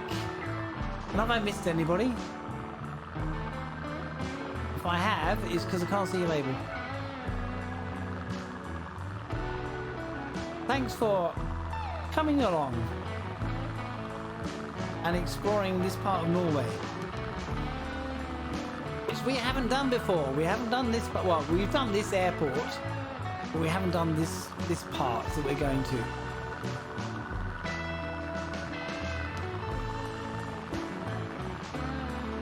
And it looks mighty fine.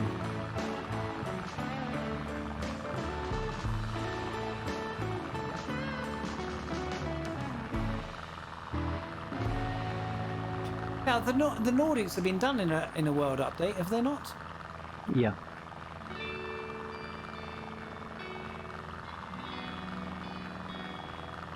It's interesting that they did another US update. Hardly surprising though, is it? Where's it made? Yeah, but there's, you know, other places that could have done Yeah. with an I think update. getting the data is the biggest problem. You know, for the likes of Africa, Yeah. people want Africa to be on it. I think it's very hard to get the data for. Yeah.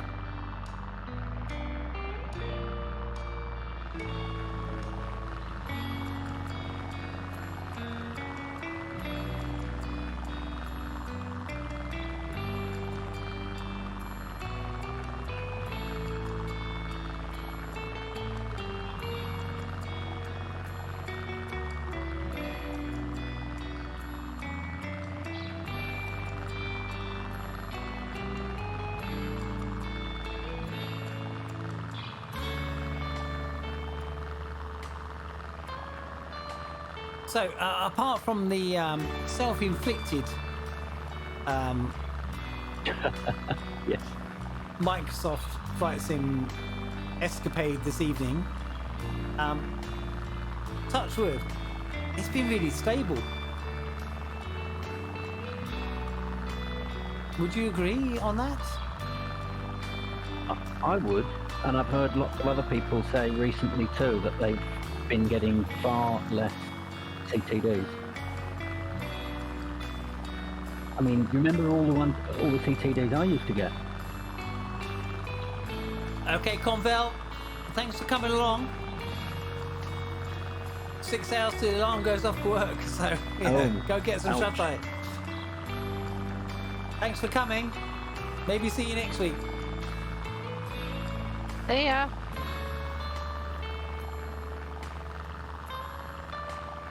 Sleep tight. Right then. What a caring bunch you are.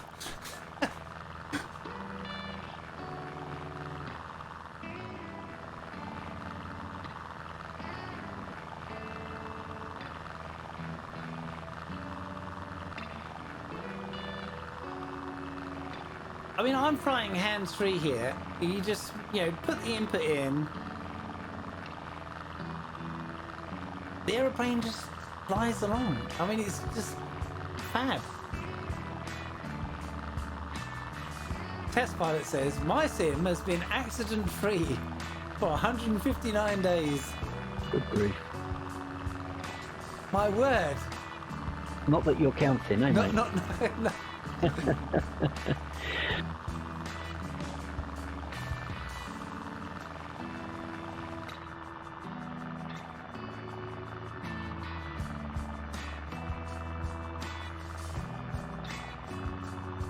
It has, Ali, especially since the new card.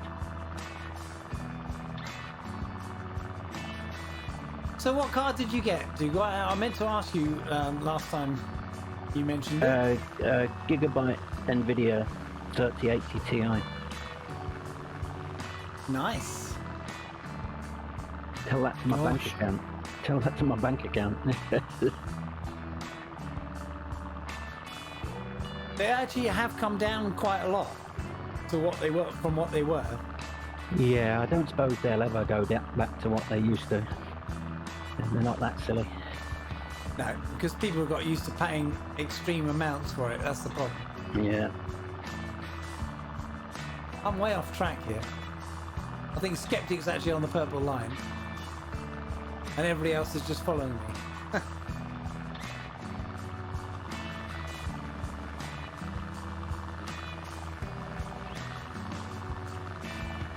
I find that this part of Norway, you could actually be looking at Scotland, couldn't you, somewhere? Yeah, very much so.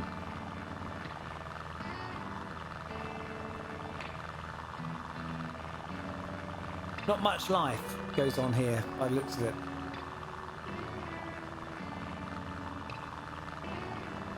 Ali, what brand was that? What exact card was that? I think it was the 3080 Ti, wasn't it? Which one? 14.99. Yeah, mine was 1120.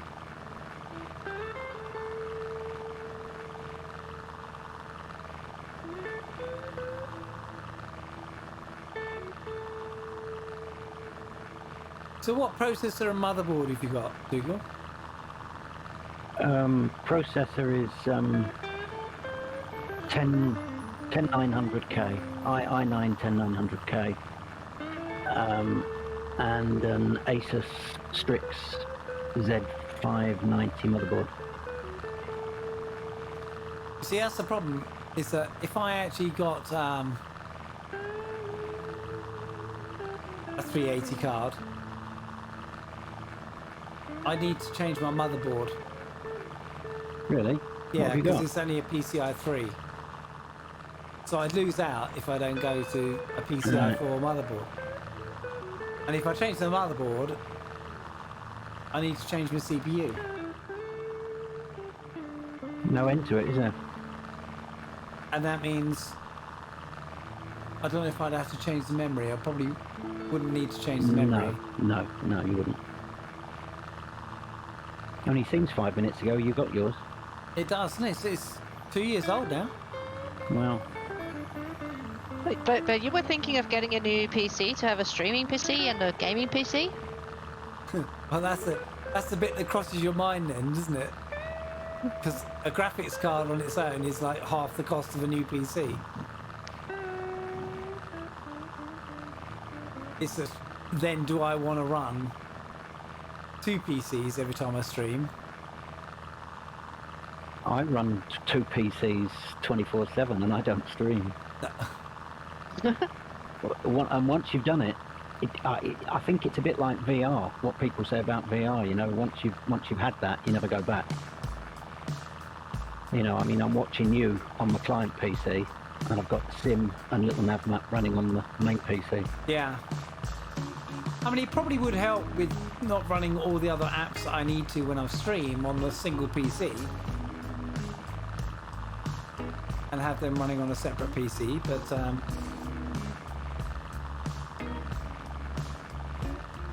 yeah. So Dougal, when you use Little Navmap on the other PC, do you have a tool that connects your sim to Little Navmap? Well, I do if I run it on the client PC, yeah, but I'm not. I run it on a different monitor. I've got 2 PCs and 3 monitors. So 2 monitors for my main sim PC. So I'm running Little Navmap on the same as my sim. So I do sometimes run it on the client, and you can do that. It works quite well. The only downside is I haven't found a way of updating the scenery database. You've got to physically copy all the files over. Can you not map a drive from one machine to the other? No. I find it too problematic. I don't like mapping drives at all, full stop. Works great when it's working. When it's not, it's an absolute bee to try and find the problem. Yeah. Like most things as well, when it comes to networking. Oh no!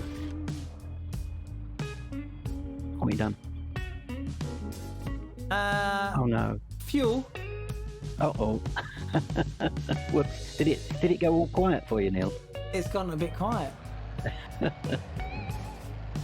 Well, you're about 10 nauticals from the runway. Yeah, glide it in, mate. Glide it in. That's cheating. The thing is, it only seems to want to fill or use one tank, and I don't know why. It empties the left and doesn't use the right. And I'm not sure, and I've looked in the manual to find out what's supposed to happen. It's supposed to use the fuel from both, because you haven't got any switch that switches tanks. Good night, Ali. Take care of yourself. Night, Hi, Ellie. Bye, Ali. Television. And what's nice, you look out the window, and then down there on the top of the wing is where you check your fuel level. You can see it says empty. But it's not empty because I just filled it up. And on this side, you see it says it's got 7 gallons, I think. So why is it not using the other tank? That's what I want to know.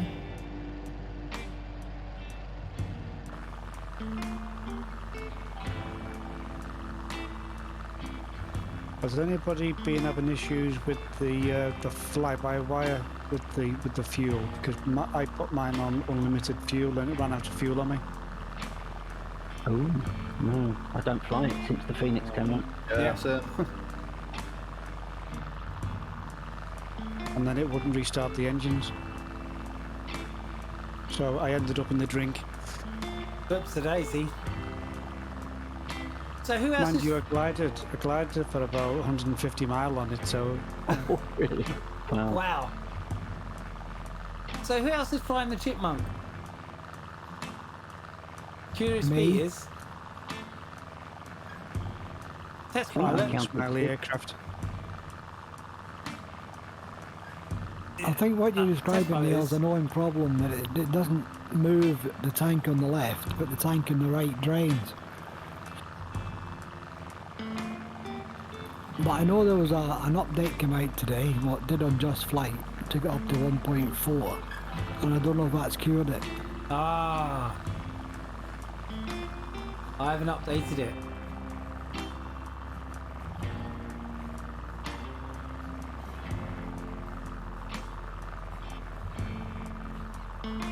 Okay, I didn't update it.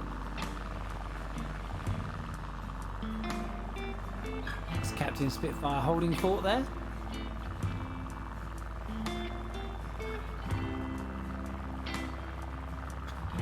Runway of choice will be runway 15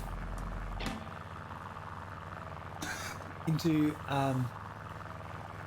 Kierstad.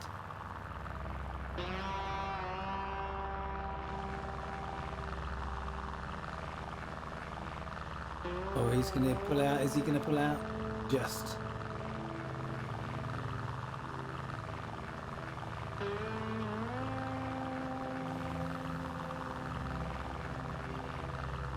I like this track. If only I could play the guitar like this. Very Gary Moore, this one, isn't it? Isn't it just? Yeah, very much so. I was just thinking about you the other day, Neil, from a conversation we'd previously had. I was reading an article today about Tom Petty. All right. Well, I'm talking to the other Neil, actually, but same applies. All right. Because me and Muse had a brief discussion about all the great musicians we've lost. Yeah.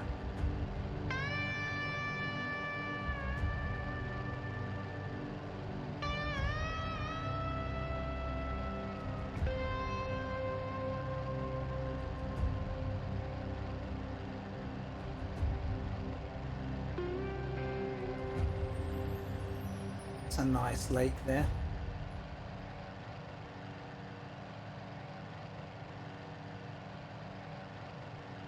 I'd love to know when they put scratch glass in these cockpits. They always do circles.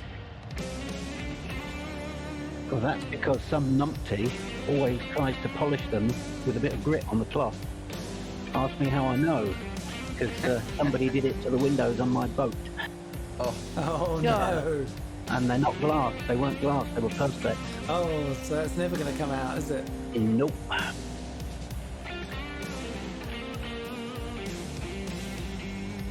Never get somebody else to do a job you should have done yourself.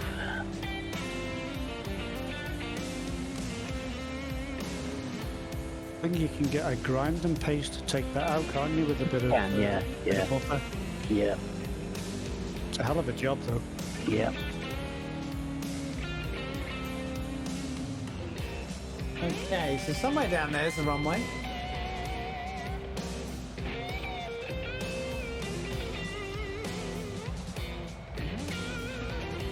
There it is.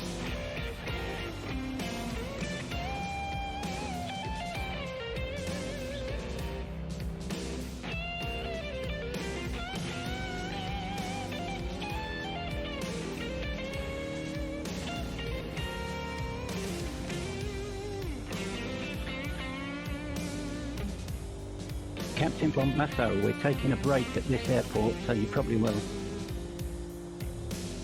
You're He's loving the on his way blues. That's one of many flying along. Love the blues.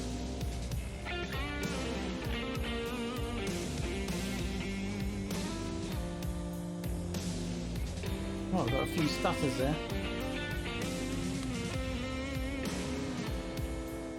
Left that turn a bit late now.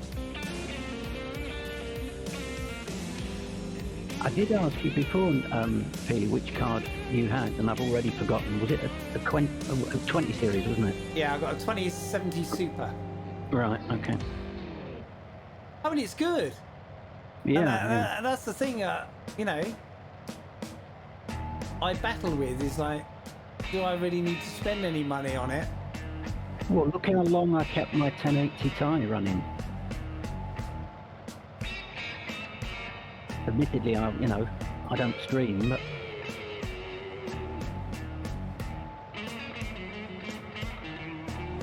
and it, you know, I have a good view in the simulator. It looks fine to me.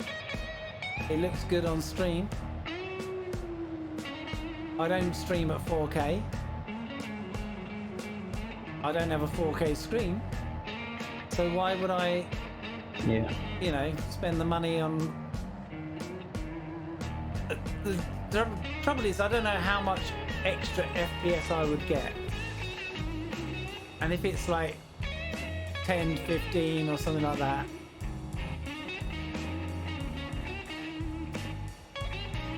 it's okay.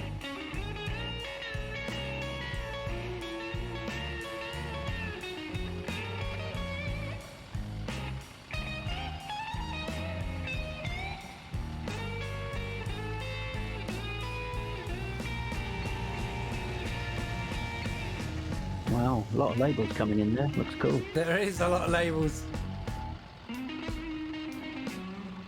Sorry, Never mind. whoever that was.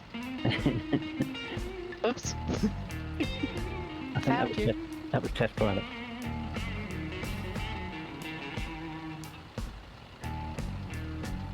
Just do a spinny around here. It's getting used to this tail wheel that's there.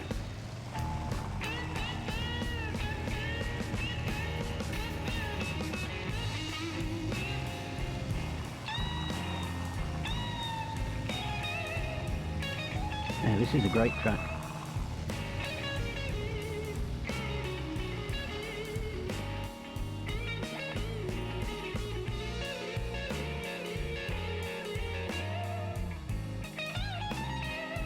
I think this is the one I said reminds me of Alvin Lee.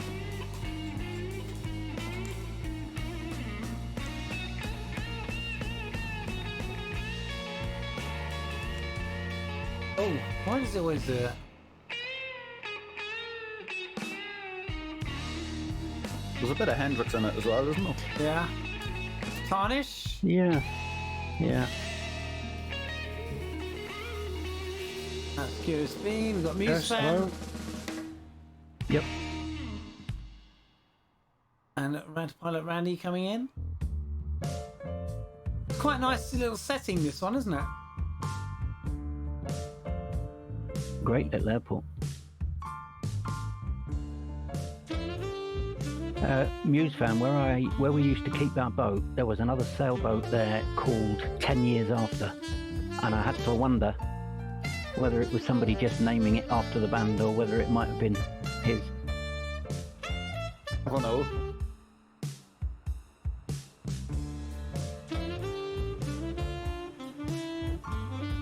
Nicely done, Muse fan. Hello. I lost somebody. Oh, Captain Spitfire went round.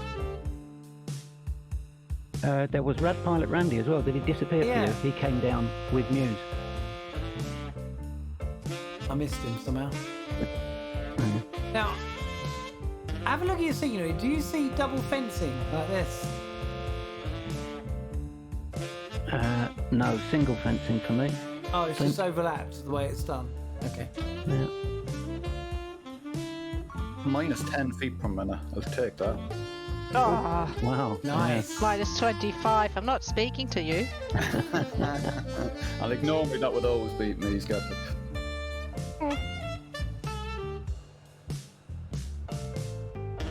So I have a commanding position now in the tower.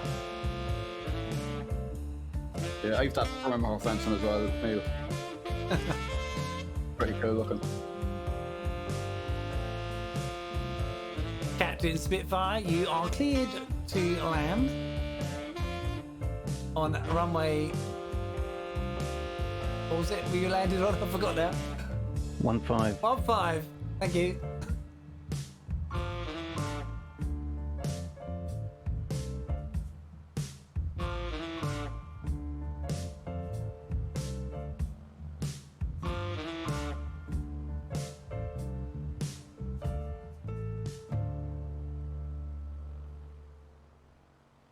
Here he comes.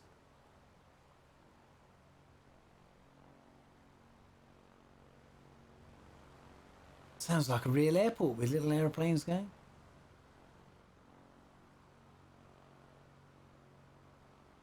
Oh, Yeah, I have double fencing too.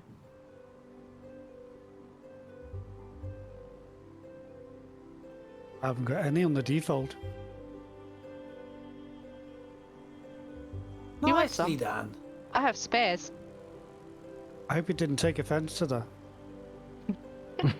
So Richie says was on a 2070 Super since the launch of MSFS. Did me proud. Month ago went to a 3080 12 gig and the 5800 X3D. Real difference, but could quite happily have continued without. Tax refunds are a wonderful thing. This one got to see me through another 20 years. Excellent. Right, guys. So, as per normal, this is our pit stop to go grab a coffee and use the boys' room or the ladies' room. So we allocate 10 minutes. So I will switch to a pause screen which has a countdown. And remember to refuel here if you haven't. If you're running a chipmunk, refuel.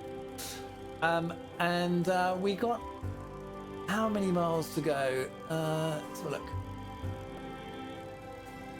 We've got another 136 miles and 1, 2, 3 airports en route. So for now, I will say ciao. We'll go to our tea break and see you back in 10. Voice chat, you'll be muted from the stream, but you can chat on the voice channel. See ya. See ya. See ya. Back at 5.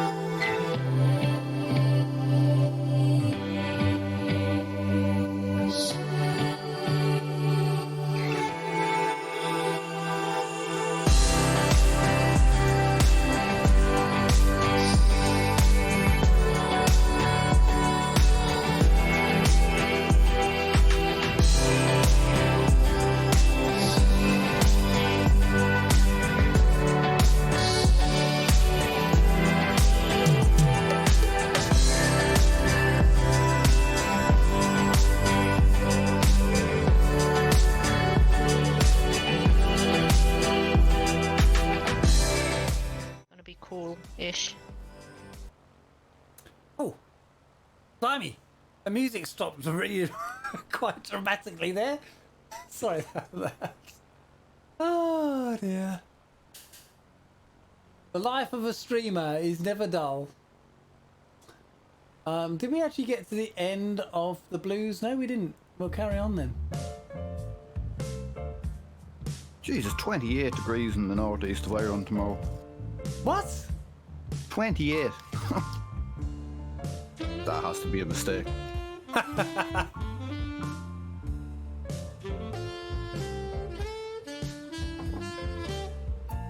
Right.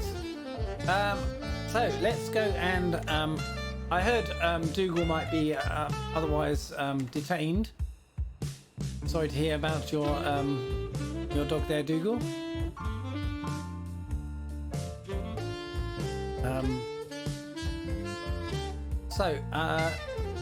Well, let's check fuel. Let's check fuel. Yeah, fuel.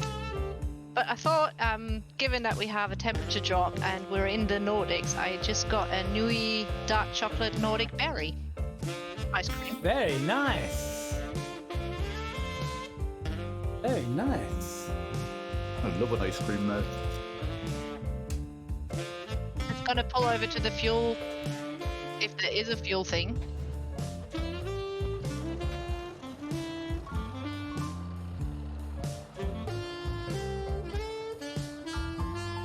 We have a good start. There is a fuel thing. There you go. I cheated. Is that fuel thing supposed to come up automatically? It is. But I would have to turn the engine off? I think Oh, no. you're supposed to... Are you supposed to just come up to it sideways on rather than... Or are you going to get a bit of a pushback?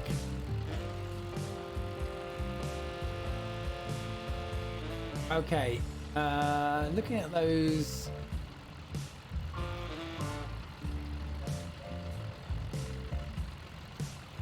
windsocks. We're going to be taking off from that end down there where the sun is. So, let's make our way down the end.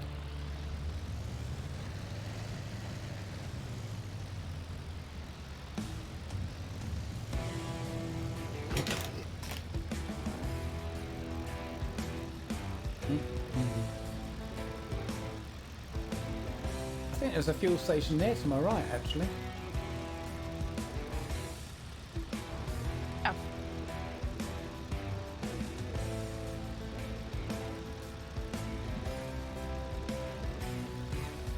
I'm sitting in front of it.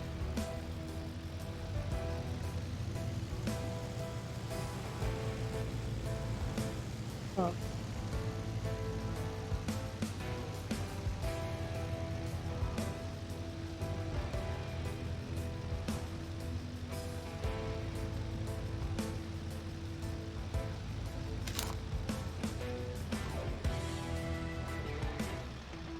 Did anybody watch Murph's broadcast from his car? Yeah. I kept watching it, and the only thing that came into my head was the only thing I've seen redder is a lobster. I'm back. Hey, Dougal.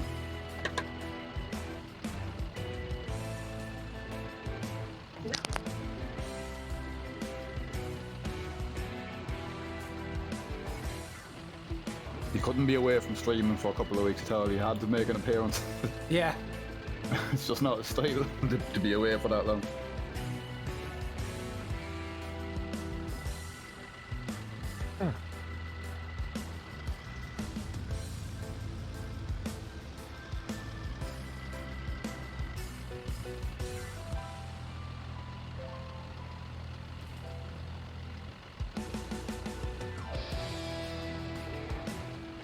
Oh, I probably need to move up a bit.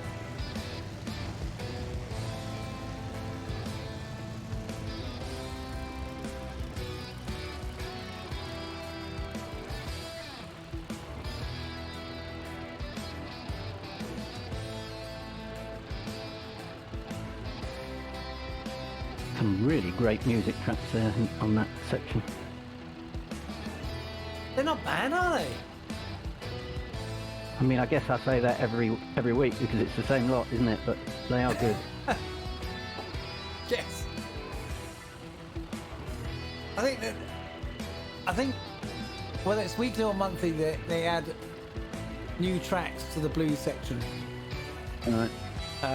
But most of them tend to be the same. You get like 2 or 3 new ones pop in. It's not Epidemic, is it? You're on the other one, aren't you? Yeah. Epidemic became very familiar to lots of Well, streamers. everybody uses it, don't they? Yeah. So you hear it everywhere you go, yeah. So I thought I'd see what else was around just to be different. Give you a bit of variety.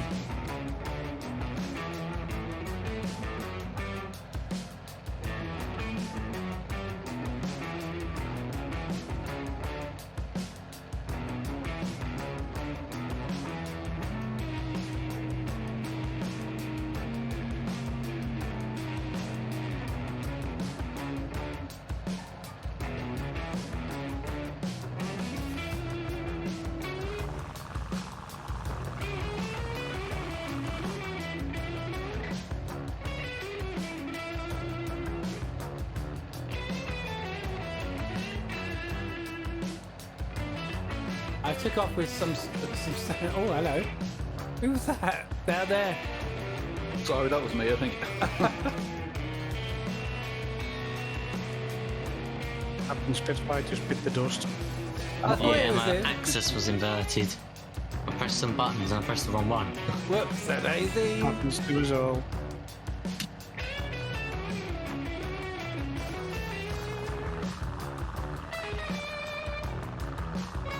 Are we all airborne? Looks it.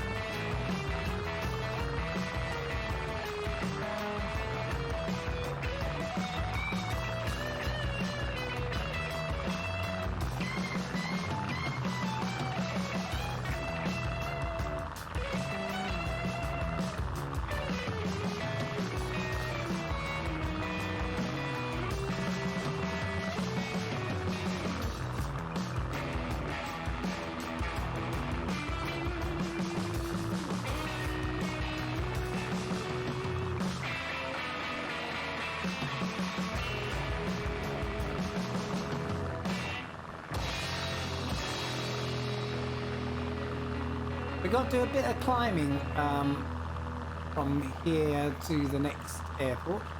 Yeah, now you tell us, mate. I can see it.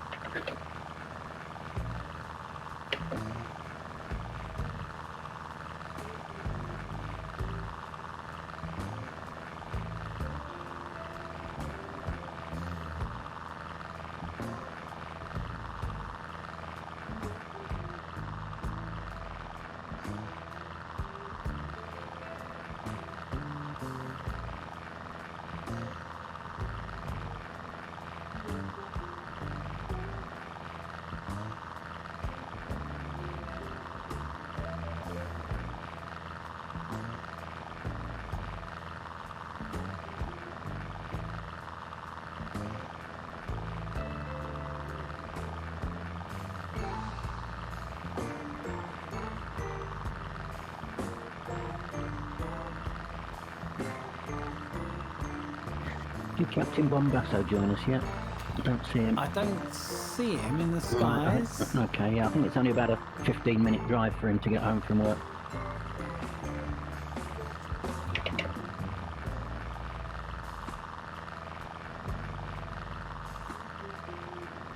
He's probably perching the chipmunk.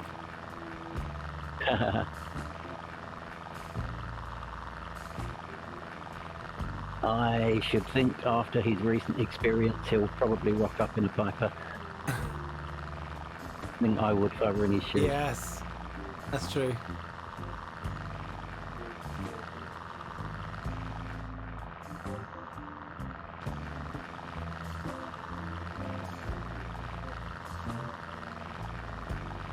I applied a fix to my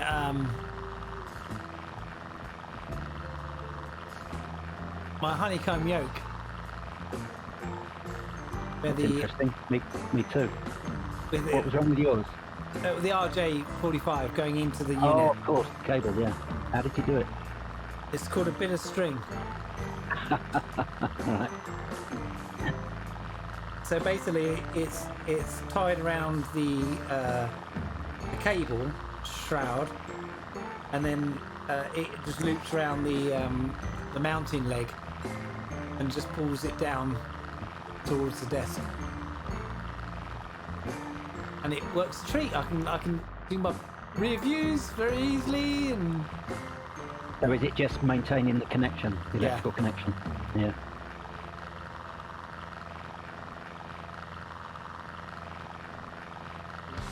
Has anybody used the Velocity 1 yoke?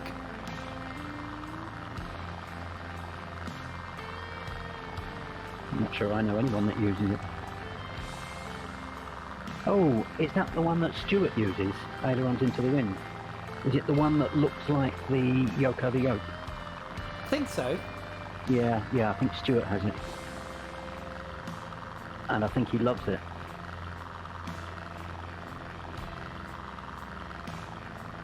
Because I am my pilot friend is teaching a guy from Australia to fly, and he's got Microsoft Flight Sim, and he's looking at a yoke. So my friend said, "Oh, speak to Neil because he's got all the gear." So I said, "Well, I can only talk about honeycomb." And he was saying, "Oh, I was looking at the Velocity 1. I said, "Oh, I don't know anything about it. I'll ask." Yeah. Speak to Stuart.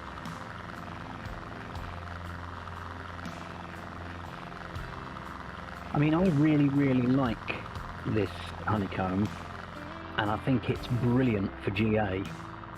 The problem with it is if you want to fly airliners, which, as you know, I've now started doing a bit more. Yeah. And the roll is okay, but the pitch is just way too stiff. Makes it really difficult to do one-handed when you've got your other hands on the throttle. Yeah.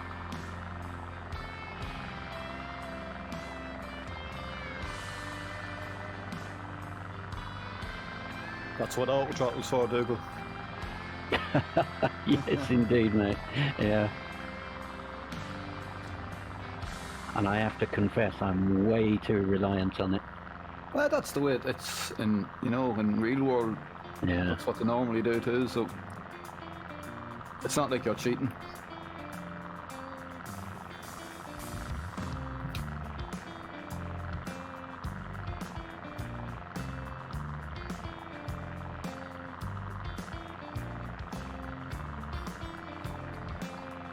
Got to admit, I am loving the Phoenix. Yeah, it's pretty sweet, isn't it? Yeah. Can't believe how it sucked me back into IFR again. See, I haven't flown it since that last flight. Really? Oh, I've done a shitload. Oh, done a lot. Sorry. It's alright, this is an 18 registered channel.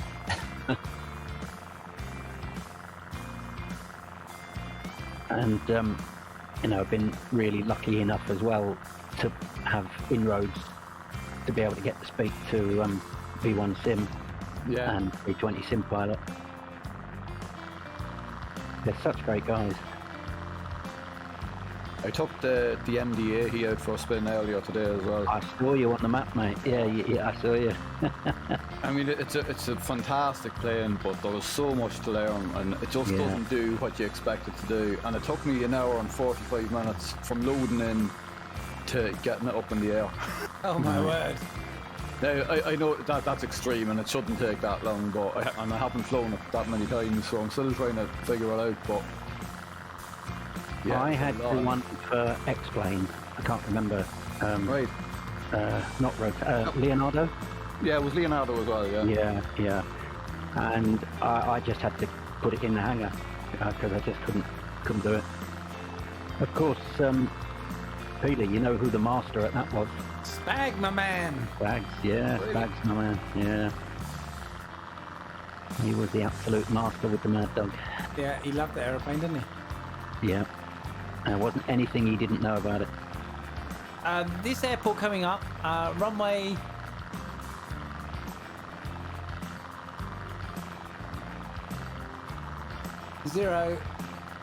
09, touch and go.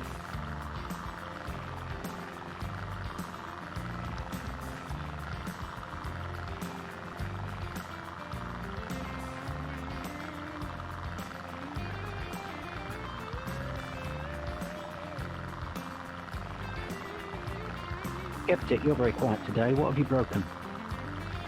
I'm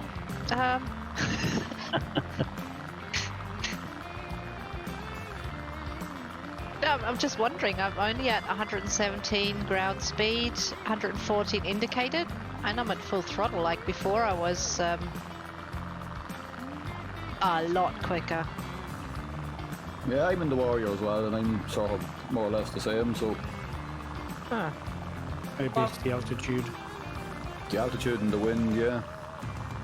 I've only got 6 knots showing. And I'm only showing 115 indicated.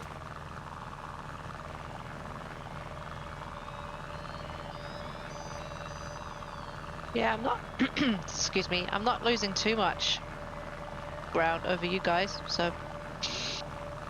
We've just got a flyby by somebody called John on Toast. Gun Ho Guy. Recognise that name. Yeah. Welcome to the stream. Morning. Morning. Yeah, it's morning for Gun Ho Guy. Oh yes, It it is. Have you got the coffee on Gung Ho? Oh, this is our Pink Floyd lookalike track. Yeah. Funny, it's in the blues section, isn't it? Catch you later, Andrew.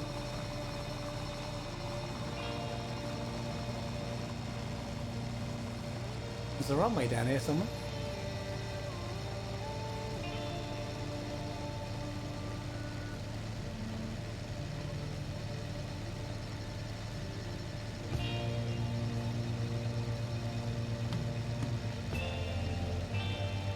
So this will be interesting to see how I can do a touch and go from the external view, not knowing really what my speed is.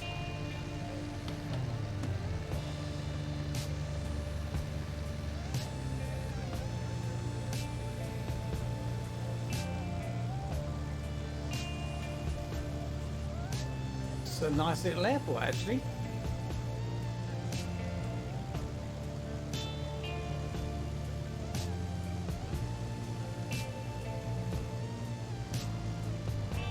Incoming.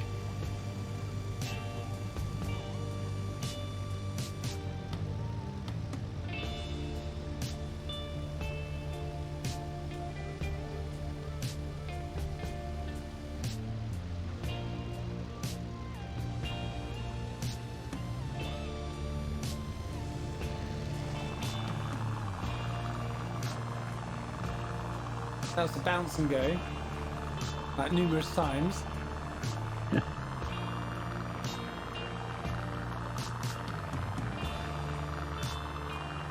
I'm not sure what John on Toast is actually flying. I think an F-16 Igna.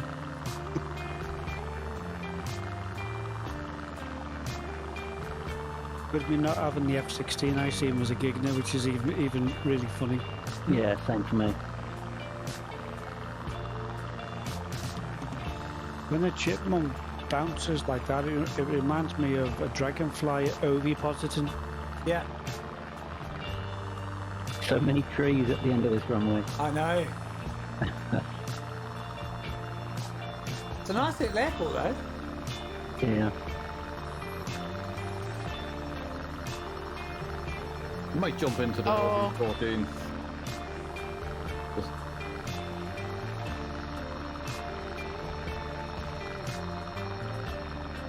Who gave the... Oh! Don't know.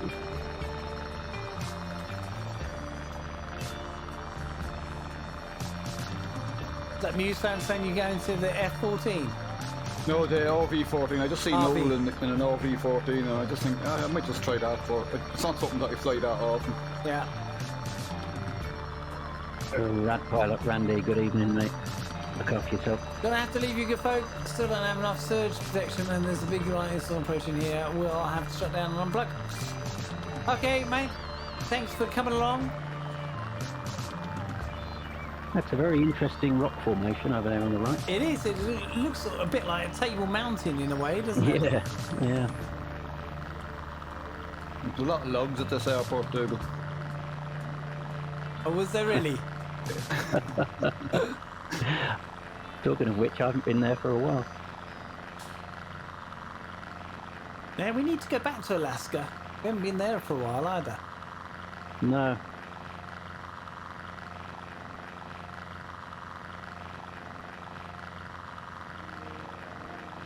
Okay, why am I hardly climbing? Yeah, same here actually. You just need to pedal a bit harder, guys.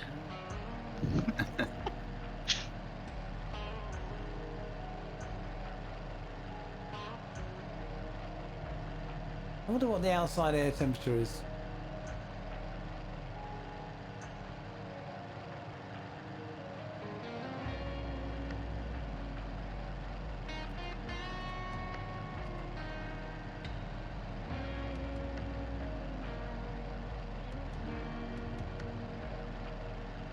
I was reading the documentation for this aeroplane, and it says there's no flat position indicator on the dashboard because it's too easy to look out the window and look to see where the flap is.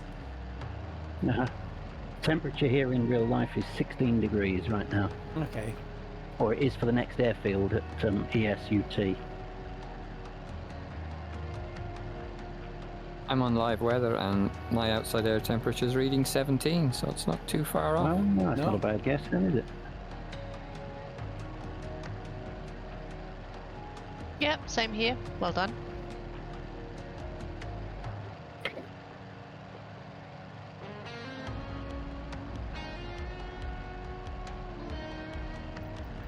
How are you getting your MESAR information? I've got a website that I use. I love it.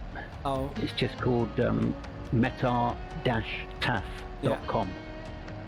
Gives you a brilliant graphical representation of the runway in use, wind direction. I think I used to use that when I was doing tube flights. Yeah.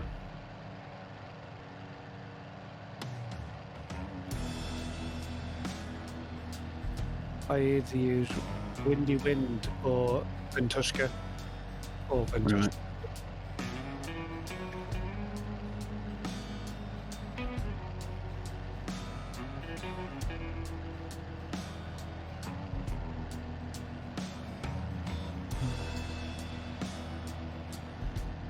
So ESA coming up.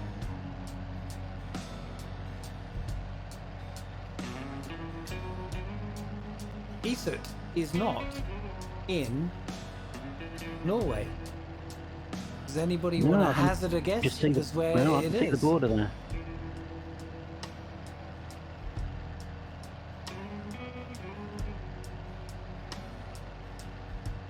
Anybody want to guess where it is? Well, it's got to be Sweden if it's not Norway. It's Sweden. It's where my brother lives, and he's coming home in September. For good or for a visit? For good.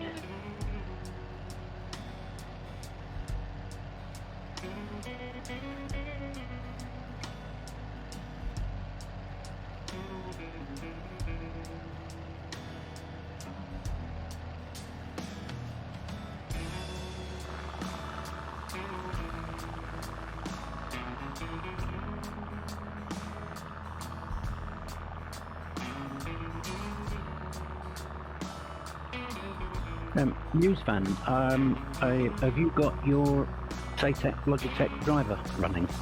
And if I so, do, yeah. has it crashed on you at all any time tonight? Mine's No. gone three times. Mine's gone. Oh no. No, mine seems to be working okay. Is that for your radio panel? Yeah, and the autopilot panel. Okay, Mike. Catch you next time. Thanks for coming along.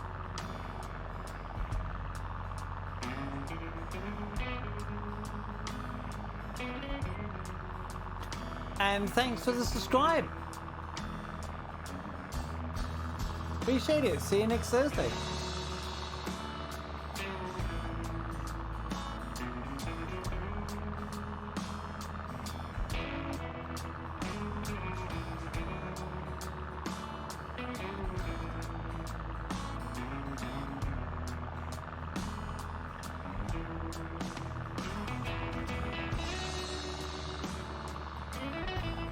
There's not much to look at apart from mountains, lakes and snow, trees.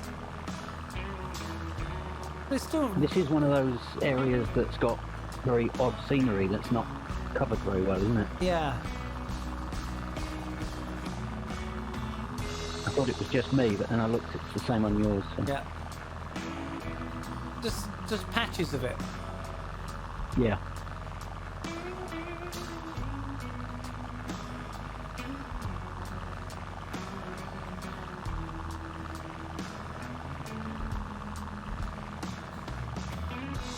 I think we should go stateside next week, and we'll find somewhere interesting to fly around there.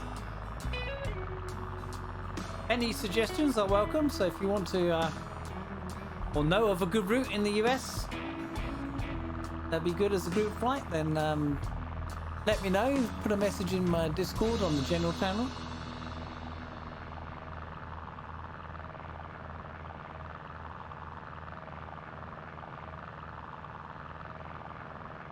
But I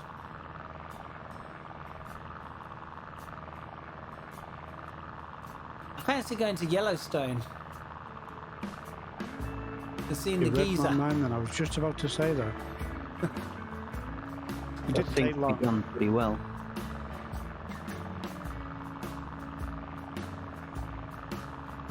But then do I want to go there and fly a heli so you can hover and just see it? Me and the heli usually doesn't end well.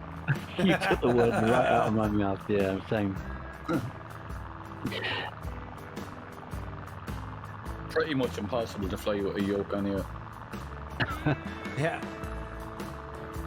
Yeah, and I think the ones that we were using in PhotoStream to learn, the one that's sort of controlled via Ireland FS, Oh yes. that What? made my sim turn into a slideshow within minutes. Really? Because Really? Oh. because apparently if it I could only really move backwards and then I slammed into the ground and the sim just didn't like that. I find that all heavies make my sim run start stuttering and they never seem to work well on it. Even the ones that don't need airland. So it could be just a helicopter thing. And I know Murph was having problems with the 145 as well. See, I have less problems with the 145 and more problems with the 135. That's strange, isn't it? I suppose the fact that they're not natively supported yet probably has a lot to do with it. Yeah.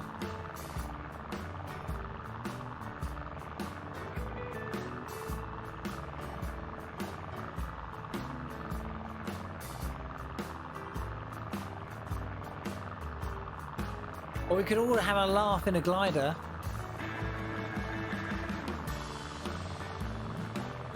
That new one gets a very good rep. Yeah. A lot of people like it. The free one and the payware one. Yeah. I just don't. Is that the discus? Yeah, the discus. Not my cup of tea, but you've got to give them top marks for being able to do it. Yeah, it's not my thing either, but I've the free one already. It was fun to take it out for a while, but it's not something that I'd spend a lot of time in. Yeah, same.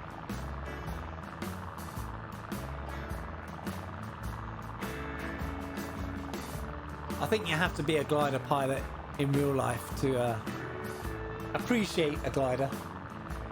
Well, I know plenty of people that are getting a lot of enjoyment from it. I guess the fact that you can play it like in teams, more or less. Yeah, I mean, two That's cats love kind- it. Yeah.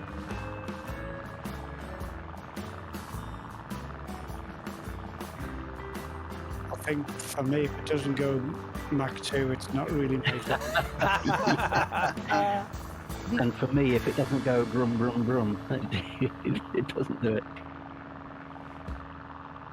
Well, the DG808 that came out has a little jet engine. Yeah. Gets you airborne. Right, with this one, I'm sold.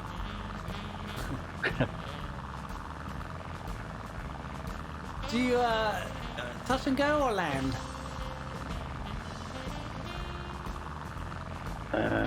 Don't know. I'm cautious of time for myself, but that's only because I've got somewhere to go and to from after here. But Yeah. I'm happy to do whatever you want.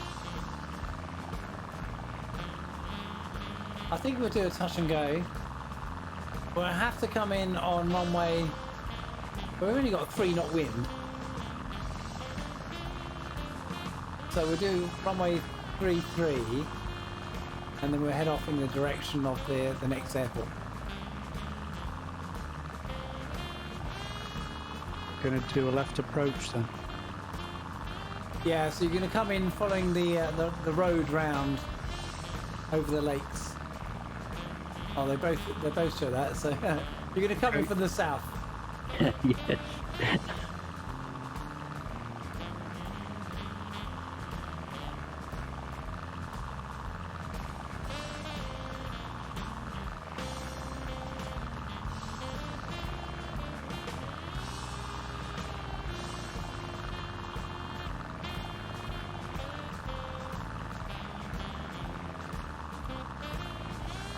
Look at those labels. Great, isn't it?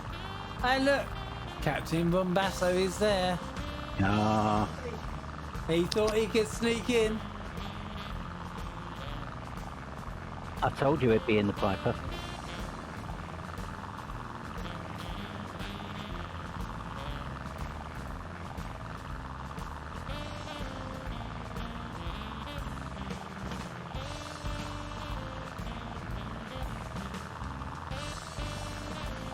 So what time is it in the sim now? It's 22:10 local time. It doesn't look it out the window, does it?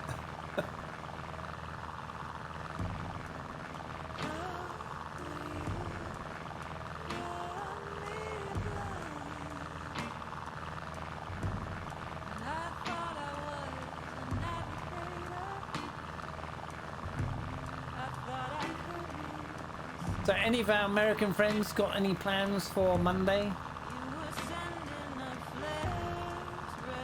Oh dear, I very nearly said why. What's happening? Oh. Oh, Yeah. I think somebody might send a lynch mob out for me. yeah. Crawfish boil. Ooh.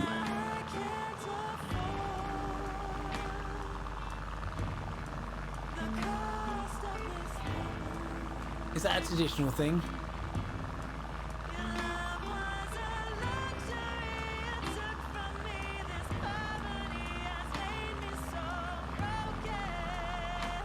It's got a very strange outside noise, this airplane.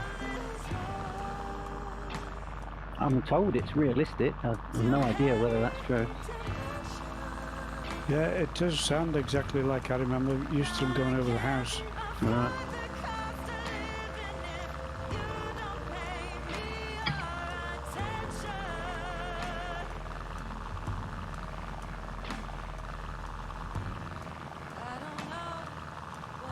I can't really say what it really sounds like. No, I've never heard one. God, it's after 9 o'clock.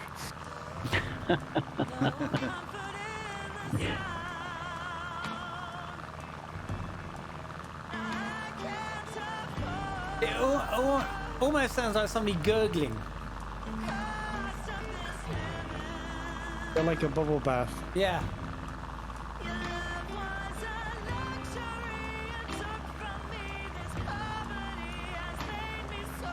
Now we have landed at this airport before. On the Santa Express route. Oh, really? Well, that was great, that, wasn't it? Yeah. Did we do that in the B350? We did, didn't we? Yep. But it was a bit snowy then. It was, yeah. That the one where we had your livery as well? We did. It was, yeah. Yeah. Yeah, Simwings livery.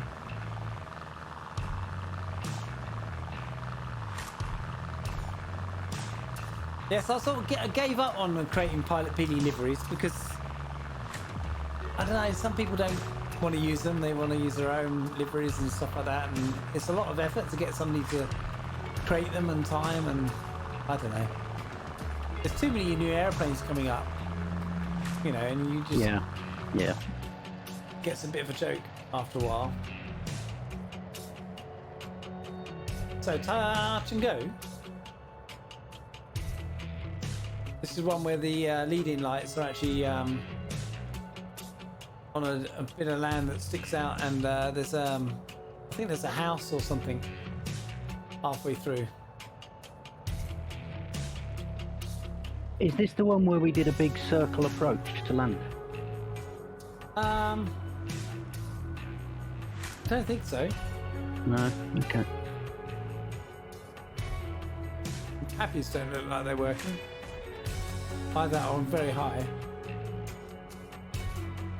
Come in They've now. still not fixed them anyway in this sim, have they? The Pappies are actually out anyway.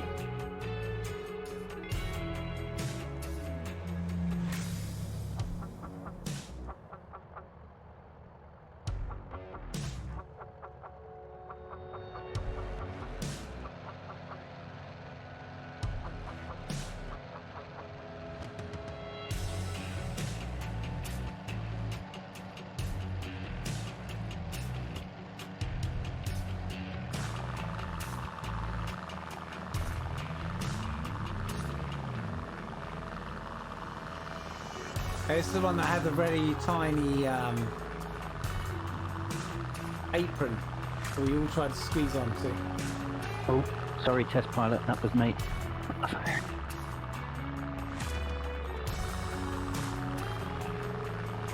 I'm gonna just do a circuit here while I wait for everybody to go past. See if I can catch anybody.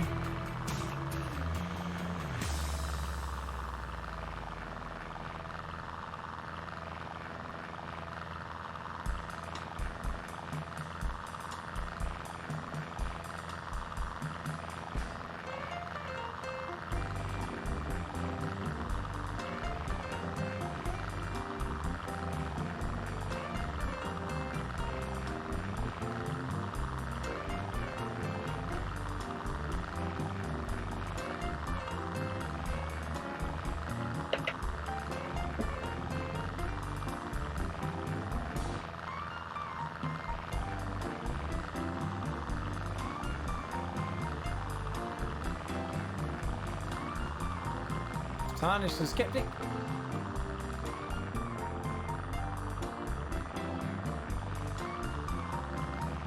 It's funny, this airport looks so different in the summertime.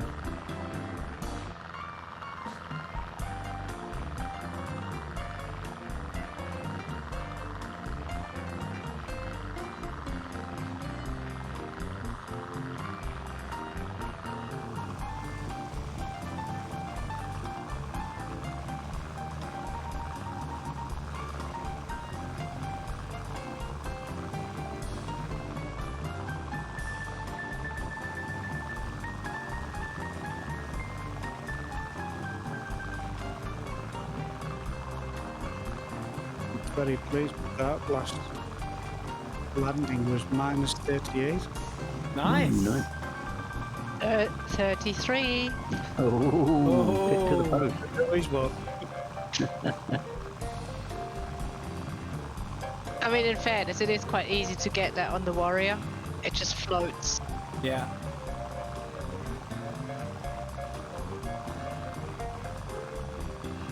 Okay. My landing red mono crashed, so I don't know what. Oh, no. Yeah. That's right. I think we've heard that one before, Neil. Yes. It's strange, isn't it, the way the random monitor works. I've been in the Concorde and thought, oh, I've landed really, really butter there. It was like 1,200. What? It was stuffed to the point that I didn't even realise I'd landed, you know. Okay, let's head off down bearing 324 magnetic. Waypoint 8 into the sunshine.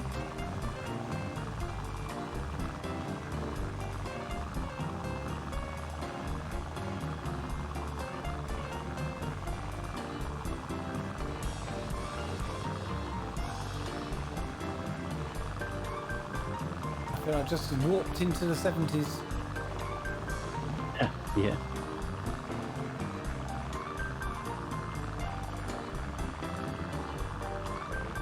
I guess I'd probably say it every bloody stream, you know, but this sim just never fails to impress me with the out-of-the-box scenery. It's very, very good.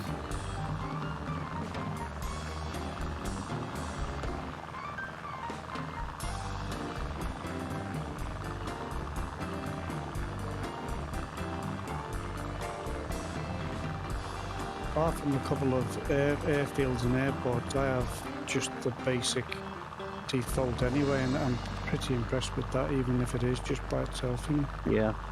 Yeah. So is anybody going to buy X-Plane 12 is the question. I considered it, but I've decided not to.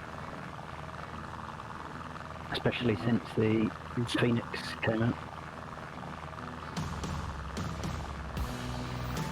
Nobody else? No, I've invested too much money in this. I'm not going to start looking at it now at this stage. Mind you, I said that about P3D, and I said that about FX as well. Yeah, I know that one, mate. But Basso says he'll get it. Yeah, yeah. I mean, would there be reason to buy it? Hoban What you says, fly. why not? It's a sim. Yeah, true.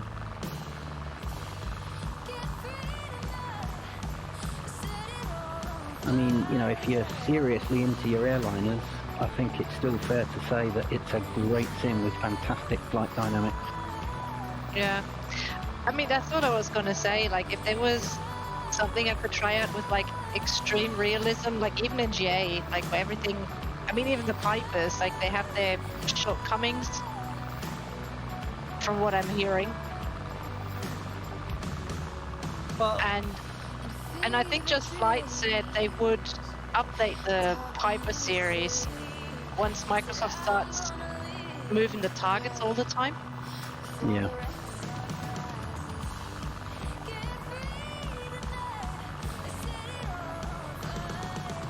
I think the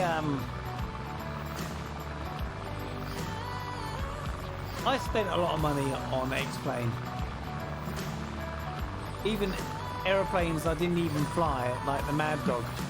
Yeah, me and you both, mate. And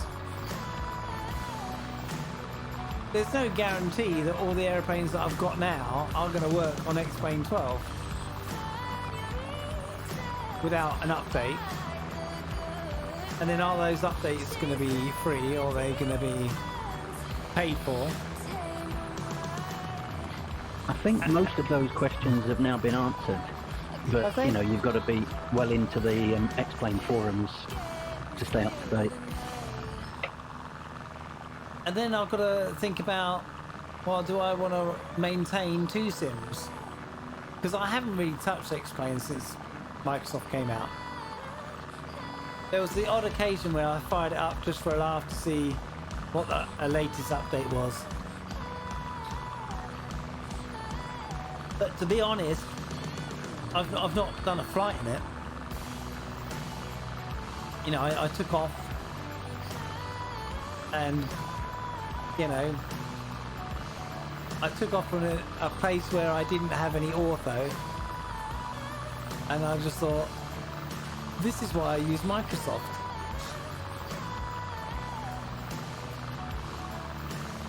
And I don't see my Laminar sorting that issue out.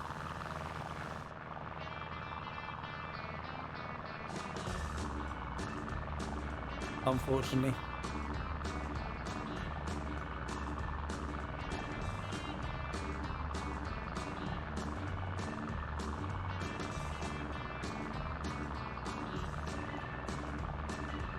Well, this is the first sim I've ever taken seriously. As a simulator rather than a game. FXX at one stage, which I haven't used for ages, but I know this might sound weird, but who actually makes X-Plane 12? Laminar Research. Okay. Right, I see. And I mean, the guy behind it all is Austin, and to be fair, the guy is an absolute genius. I mean, he's a very strange guy, a very, very strange guy, but a genius nonetheless.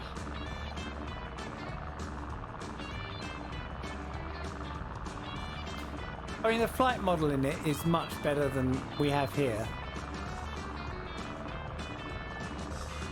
I would say. For most aircraft. I'd have to agree, yeah. But I think this sim is getting better and better every update, every expansion of the API so that third-party developers can improve their airplanes. You know, it's only a matter of time before it's on par with X-Plane from a flight model, I think.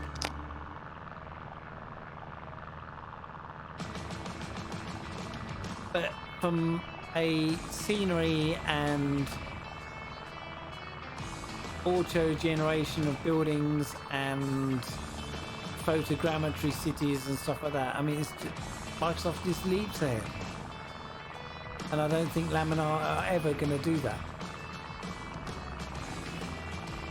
No, they pretty much said that as well. Yeah. Neil, I have to ask, what's going on with the flight plan at the next airport? Is it meant to look like that? A little nav plan. Uh-oh. That would be a no. That's the approach we have to do, is it? Oh, right, okay. I don't know. Is this a test? Can we have a, yeah, can we have a tutorial for that approach, please? Right, so, yeah. Okay, so there's a couple of bits that are wrong in that, isn't there? So if you have a little nav map, what you need to do is it's GR that's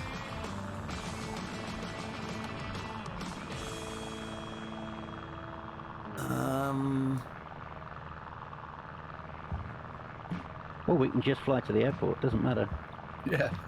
or just take the approach that as well, I mean, even with the wind as it is, it doesn't we make could any just sense. maintain this course. Yeah.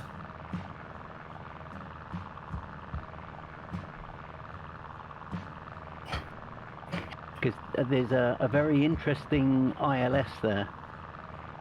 Yes, well, that is the ILS approach for that airport because of the mountains. Does anybody know if Microsoft have fixed the issue with offset ILS beams? you know, like for example, at Nice, there's an offset ILS on runway 4 right, I think it is. Yeah, but that's intentional, isn't it? Isn't it? Yeah, but the sim used to deal with them very badly. It didn't okay. actually it used to show it as running parallel with the runway, but offset in that way. When in reality, it's actually at a different angle altogether. A bit. Right. I just wondered if that had ever been fixed. Not that I know of. Mm.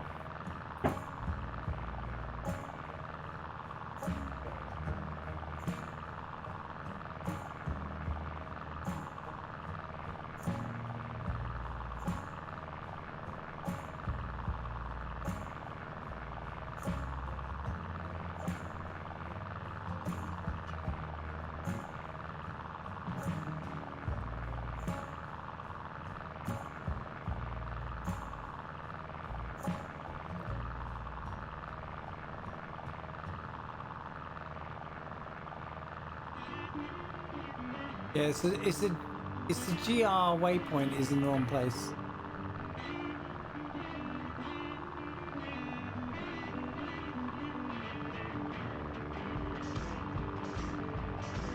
We'll just delete the GR waypoint, is it? No, you got to move it up. So it should be OM32 GR, then MM32,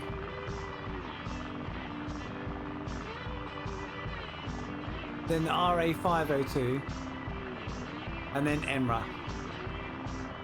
Yeah, that's what I have now. Yeah. And I have no idea where I'm going.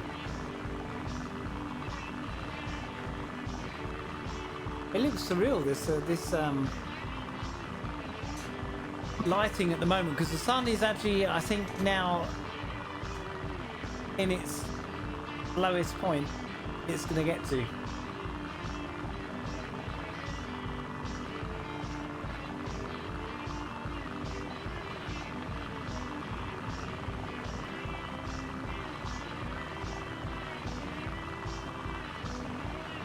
What's the time in the sim now?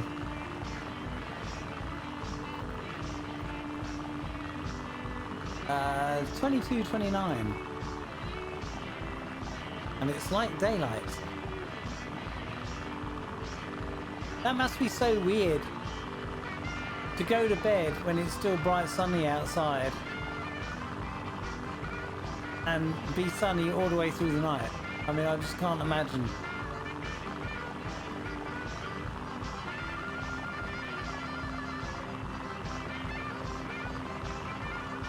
Has anybody been to this part of the world in the height of summer? No. Well, I've been to Finland in early June, and it was pretty bizarre.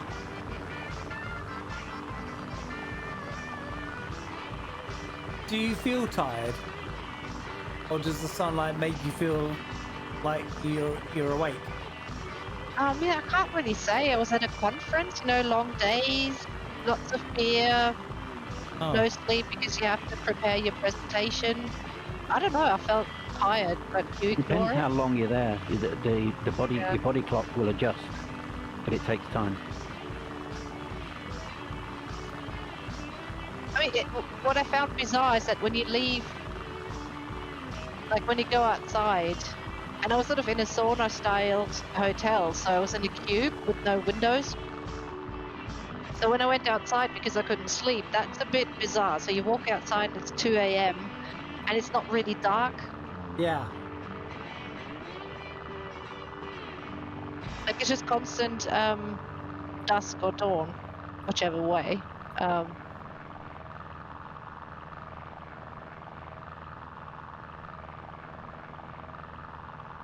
My first visit to Finland was in June, and no one ever.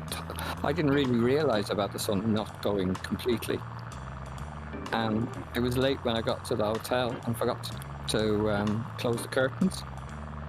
And about 1:30, 2 a.m., the sun came right in the front and lit up the whole bedroom. And I thought, what? Can't be that. Needless to say, then I realised why they had very heavy curtains on the Yeah. window. A local Finnish guy from the company that I worked with, about 1:30 in the morning, after we'd had a sauna and severe beers, decided we'd go out stalking deer or elk. Not shooting them or anything, but to go and see if we could see them at 1:30 in the morning. And it was sort of just like dusk. But it was weird. It was a bit like having jet lag. Yeah. Does Finland still have the world's highest suicide rate? I know it used to. You know, in the winter months. You know, when there's almost no daylight. Dark. That I can't tell you. Yeah, that's what they used to put it down to, I think. Okay, so Yeah, I was in Sweden in winter, and it was really weird to see the sun come up about 10:30, and then a sunset at 2 p.m. So we're going to do a direct from waypoint 8 direct to the airport rather than do the loop, because that loop doesn't work with the wind we have. What you got for wind? I mean, do you know, it would work. I thought it'd be pretty to just go around the loop, but never mind, we'll go direct. I've got 1638 8 knots. Okay, yeah.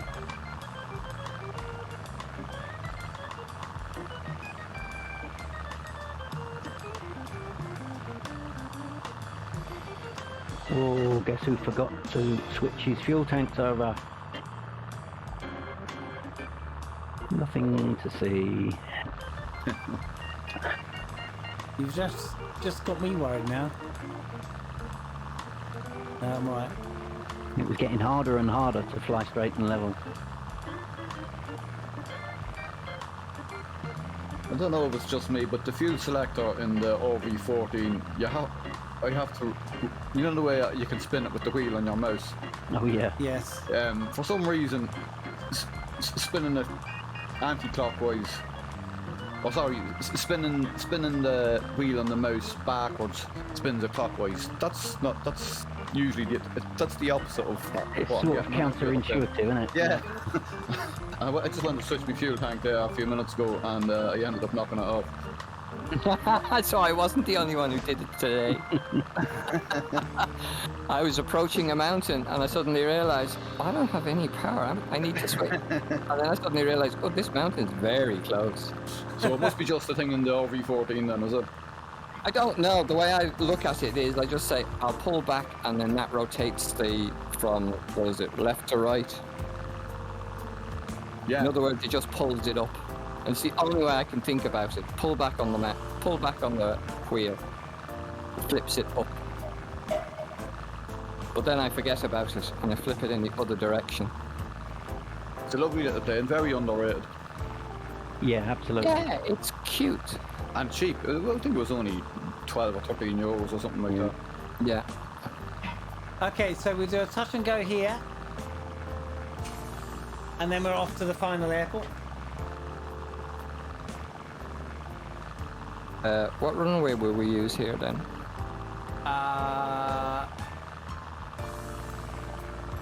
It's actually 6 knots. That's quite significant, isn't it, really?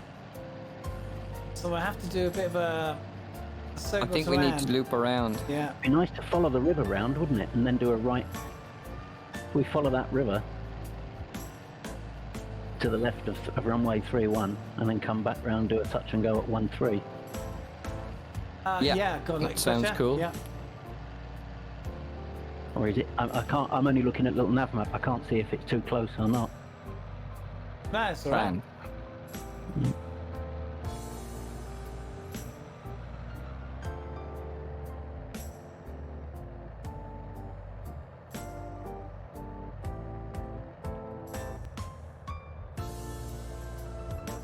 There's a little racetrack by this runway.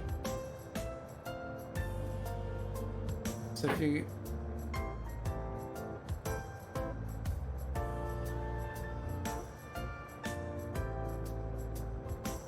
Oh yeah, see it there now.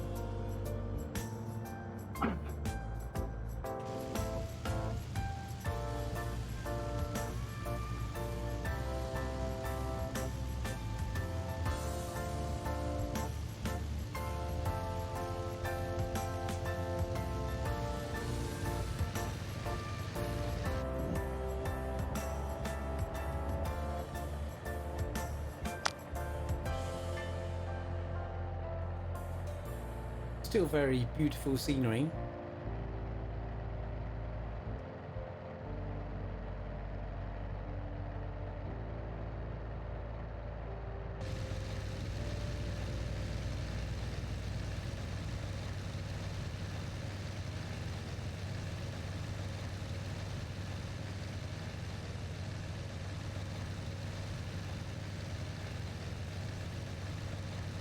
It's glorious.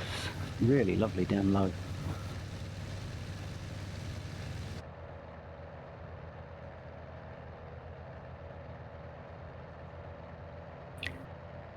Oh, I'm coming in head to head with Test Pilot.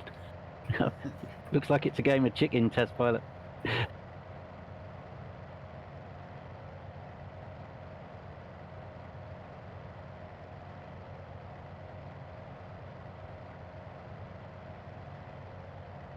It's another nice looking airport. Yeah. This was one of the add-ons, was it? Yes, I think it was. In my sim, there's lots of snow in the surrounding hills further back to the left. Yeah, I live knew weather? climate change was a hoax.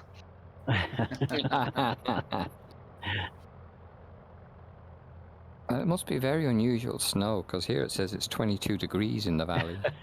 Yes, indeed.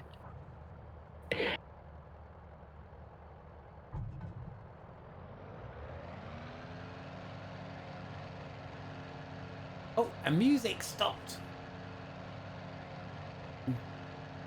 Dougal, you weren't on the case then.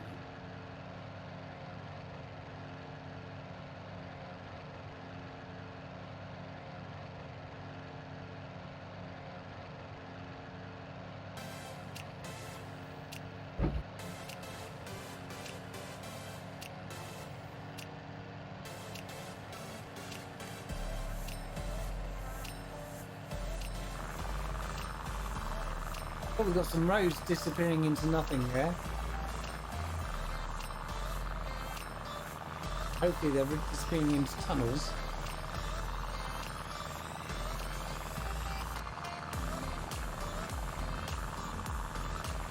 See some good touch and goes now.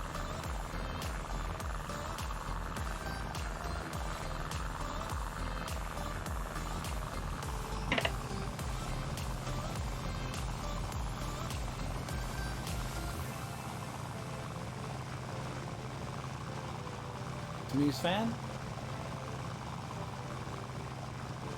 Skeptic.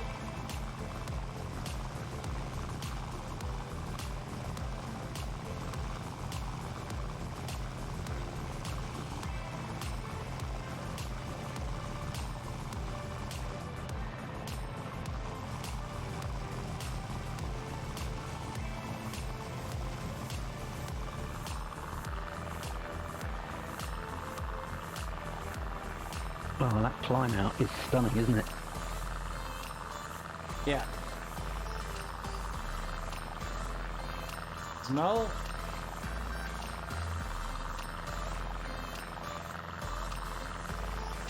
Who's next? Tarnish.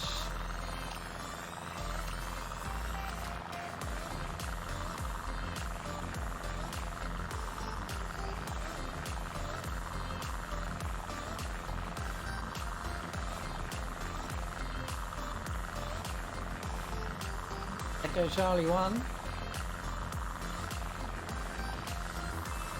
Well, this touch and go was some great separation of everyone. It was, wasn't it? Yeah. Very impressive. Completely intentional as well, mind you. Absolutely, yeah. Planned to the nearest foot. Captain Bombasso. Showing us how it all should be done.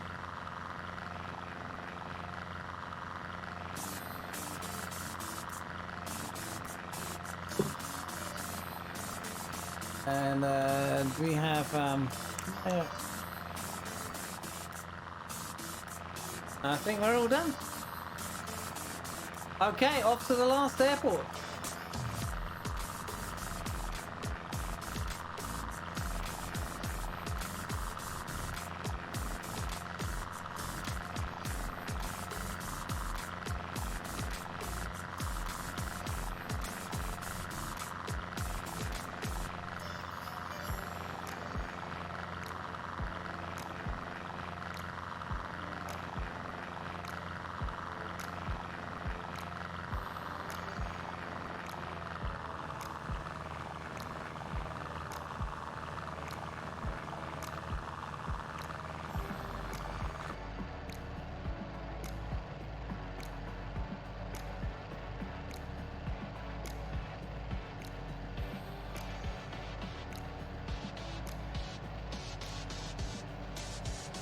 test pilot, turn right.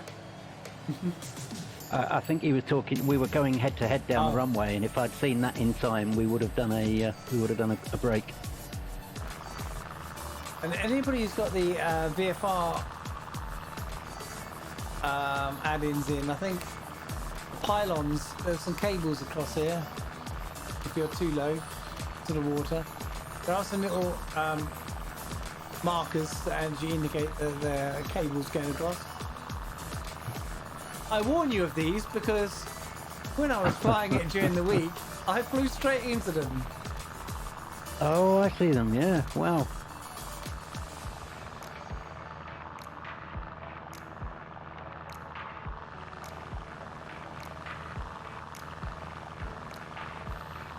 Yeah, it would have been nice if they didn't make them solid, wouldn't it? Yeah.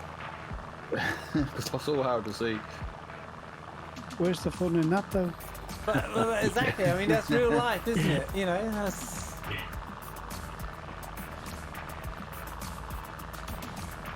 I hit them a few weeks back in the F-14, and it twanged like a guitar. Yeah. I just held there, just instant stop. That's a deep gorge there. Yeah.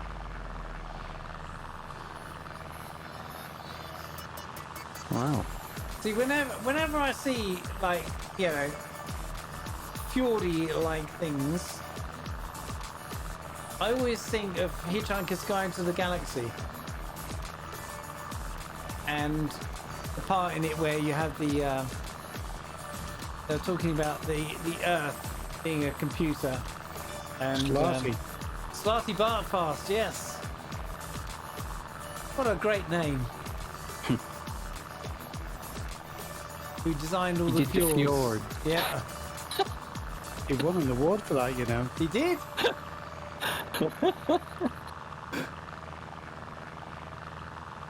Such a great book. The thing is that I saw the BBC One did a TV series of it, and I forget who the narrator was. Yeah, that actually does the narration in the book, and whenever I go back and read the books now, all I hear in my head is his voice saying the narration bits, you know?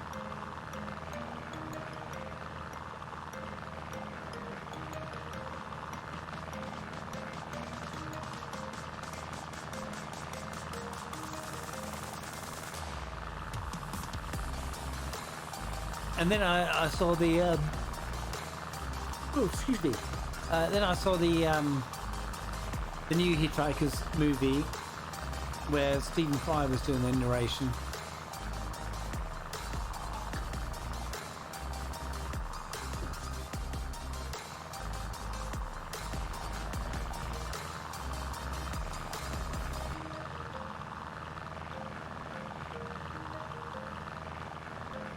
Wow, Skeptic, you're way ahead now. Yeah, I'm liking it, hey. Did you find a turbo button? I actually slowed down a bit.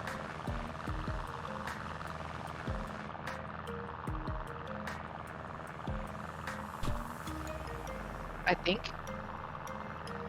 I think I've still got all the Radio 4 versions of them on mini disc somewhere. On a mini disc, my word, I haven't heard a mini disc for ages. No. They were strange things, weren't they? Yeah. Would it tell my age if I said I don't know what they are? The sort of came between the sort of after the CD, but before like digital music on the internet and that. You know, before MP3s and that. They never really got the exposure that they probably should have. Oh, okay. So I just bypassed them. Did they? Yeah, I kind of did too. In fairness, they looked like a CD, only a lot smaller.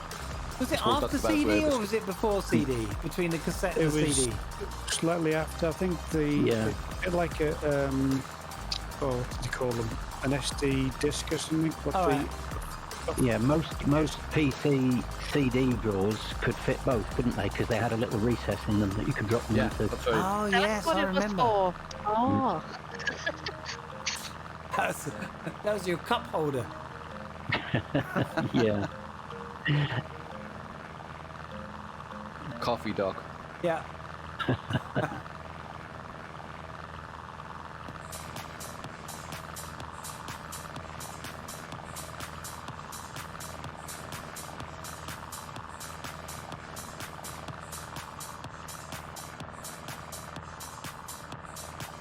Well, I'd like to thank you all for flying along tonight. Yeah, it's been a good one. Plenty of people. Nice group. It's not been a dynamic route, I would say, but it's a pleasant been a pretty view. one. Yeah. I loved it. I like the low and slow. And it's about the company, not the route. Of course. Yep, absolutely. Actually, what I noticed on this thing is the wheels actually rotate, properly and nicely on the ground, especially when you come into land. Well, we're getting a bit into a dance party mode now.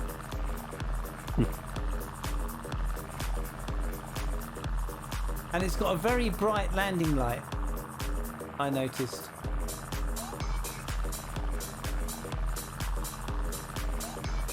Oh, it's a fixed one, is it? It's not a retractable one. Yeah. Yeah, it's fixed. Yeah. It's very bright.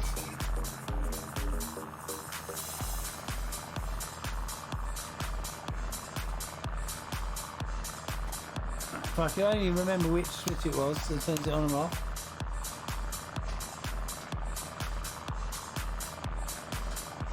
Just noticed a Mark 1 Spitfire above us, QWE. Oh, really? One, I don't know. Above us? Oh, yeah. Up there. Oh, wow, yeah. Oh, no, GWE. that's not the one. I'm not seeing it. Oh, I see it there now, yeah. 10,000. Oh, yeah, I see it. Very rarely see that fly in the skies anymore, the Mark 1A. Well, In there's sim. a few issues with it, isn't there, after the update? But its own update, from what I heard.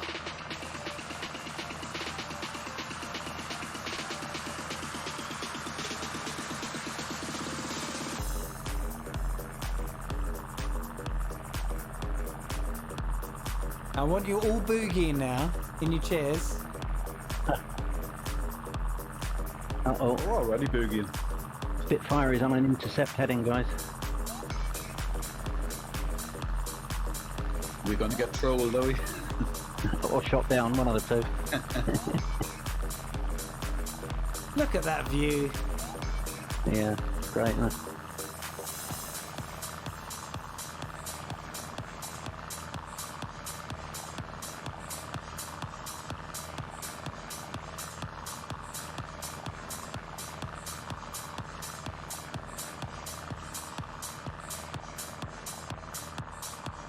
Biggest issue I have with the Mark 1, it's not actually an issue with the aircraft. Well, it is, but it's more an issue with the sim that they still haven't fixed. But I'm told that SU-10 will make it fixable, and that's rudder authority in the air. I mean, when you kick the rudder over in the spit, providing you keep your wings straight, I mean, with the ailerons, it would still haul it right round. But in the sim, it doesn't. And I think that's true of a lot of aircraft too. Yeah. There's an invisible click spot, Dougal. I don't know if you found it. It's on I think it's on the brake pressure gauge. Yeah, that's for the ground handling, isn't it? Yeah, well, it toggles between differential braking and steering on the ground. I'm just wondering if you have a toggle one way or the other, will that affect your rudder? I don't think so. I don't think so. I think it's actually a flight physics thing. Ah, okay. I mean, the Mark 9, it does it to a lesser extent, as do most aircraft. I mean, try slipping a GA aircraft with a side slip, and you should be able to get much more rudder authority than what we get. Well, I tried. I had a wee go in the Mark 1 after the update, and straight away I just said to myself, no, it's still miles behind the Mark 9. Yeah.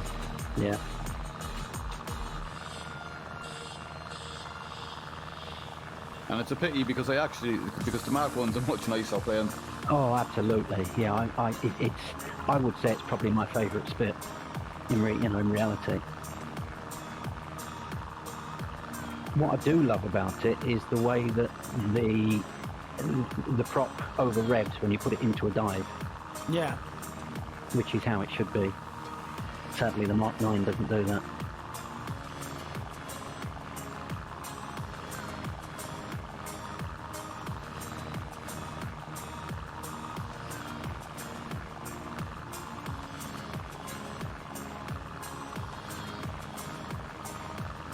I think our man's heading away. He came over for a nosy there, but he's gone again. Is he gone He's again? probably out of ammo, mate, so he's going home.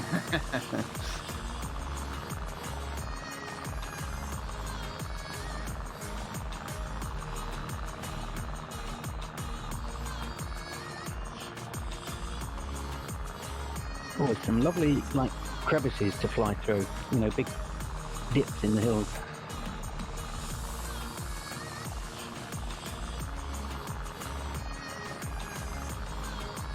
I left that option open.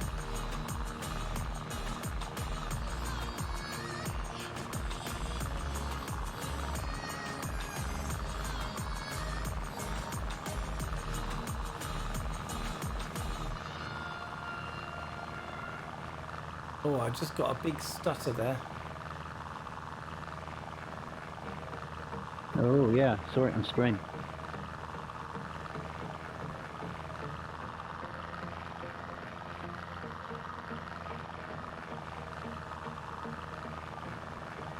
And I'll tell you what, guys, the sound bug on that Spitfire is still not fixed. If I don't know about any of you guys that have the Mark 1A installed, are you hearing it in your cockpit? Because I am. Actually, no. Yep, I am. I'll see if he comes a bit closer to me then. I think he's closer to me than anybody else at the minute where he looks it. No, he's ahead of you as well. So. He's ahead of me, yeah. Yeah, I can hear it clearly. Really? Yep. That's a shame. So that's not fixed.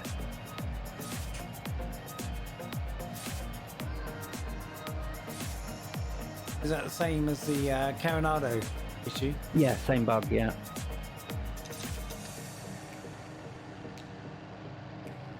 I remembered the name of the guy that was doing the narration on the Hitchhiker's Guide. It's Peter Jones. Peter Jones, that's it. Right. Is he still around? Light bulb moment. I don't know if he is. Not heard the name for a long time. How comes you guys all snuck up on me over there? Oh, who's behind me? Test pilot. Checking out the field.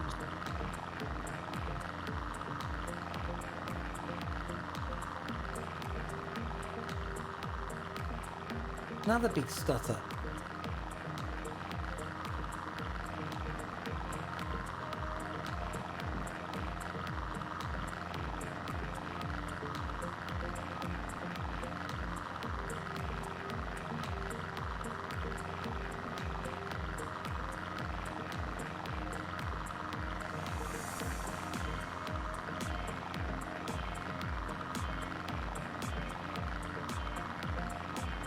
See if we can do some rolls in this thing.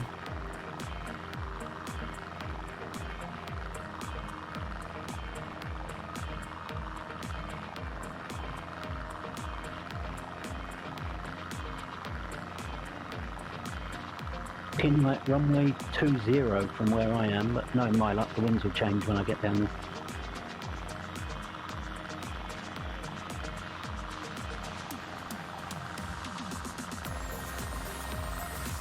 It's supposed to do a very good stall.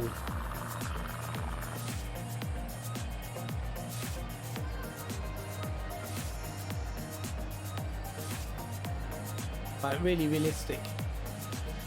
I watched it being done by somebody the other day, did a power off and power on stall, and it did seem to do exactly what it should.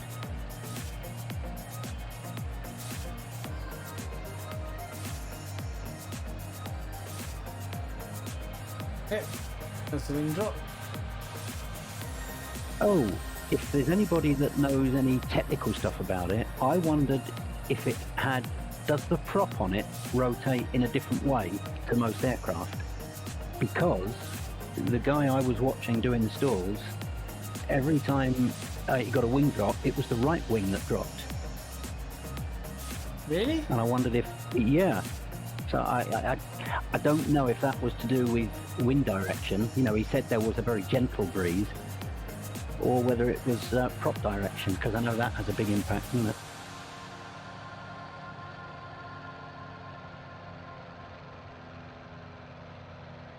Presumably it's just a fixed pitch wooden prop. No adjustment on it, is there? No.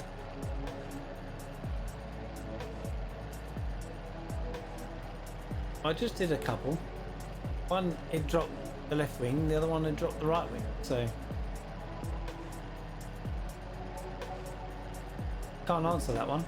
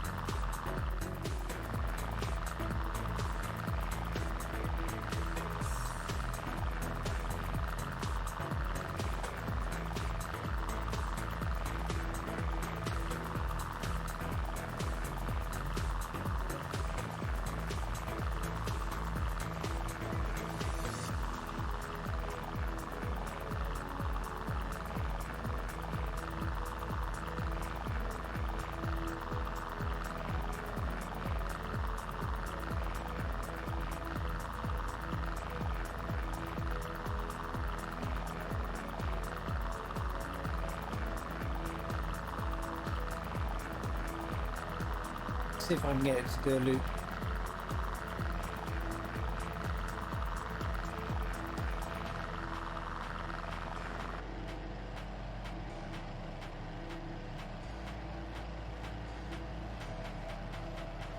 A little bit of height.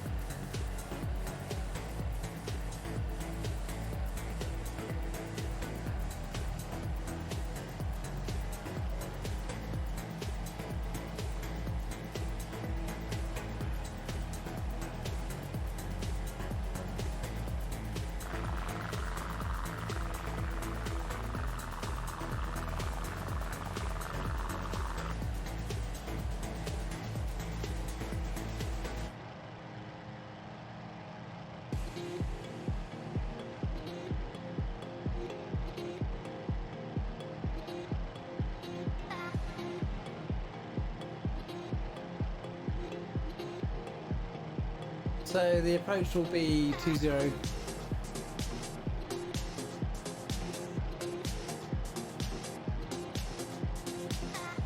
Is everybody dancing with the glow sticks out there? Oh, absolutely, 100%, mate. Good. I never lie.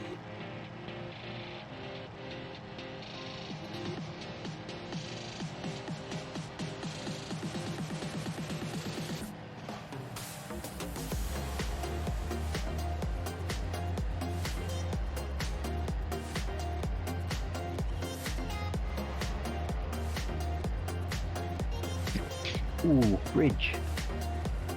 Yes, it's a very nice bridge. Yes, can't resist that. Got to go down. Yeah, Big, nice big suspension bridge. gonna do the same. Go for it. Looks like a big ferry terminal here as well on the map.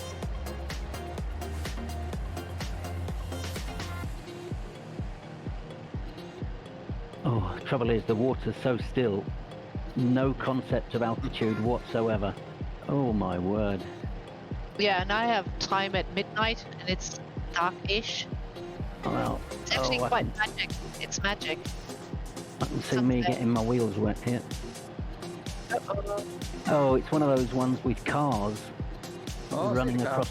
Yeah, running across the water and things. Oh, wet feet, wet feet. Oh, Oh, you're dead, you're dead. I just the back alone. Dougal's taking a bath.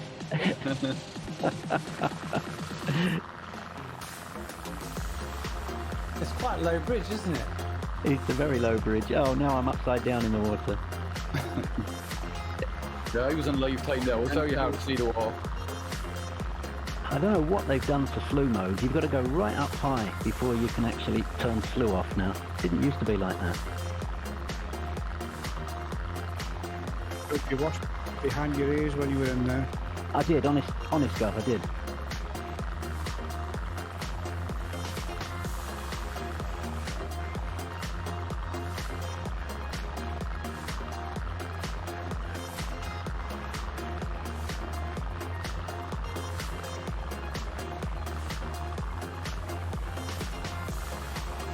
Quite a cool looking bridge. Yeah, it's not bad actually. I've got a few boats ahead. Yeah. Oh, ships. So what determines whether it's called a boat or a ship? I think we've had this discussion before, haven't we? Yes.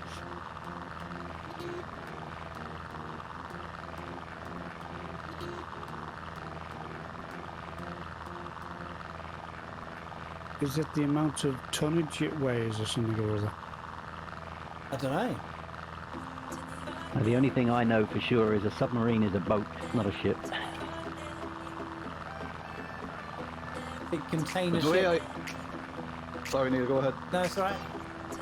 No, I was just going to say that the way I saw it around it was every ship is a boat, but not every boat is a ship. Indeed, yeah. I think I've heard that as well. Type of boat. Yeah. But that doesn't help distinguish. No. I'm guessing it's tonnage. It would have to be, wouldn't it? Gross tonnage. Or maybe displacement of water? Well, yeah, same thing. Yeah.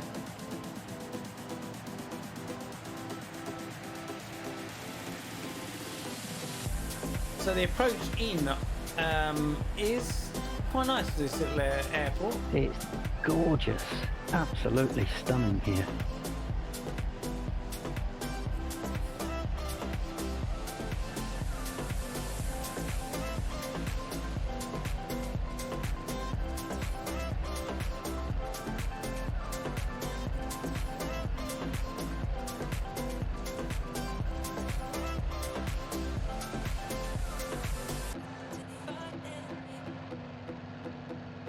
So, last airport on the route.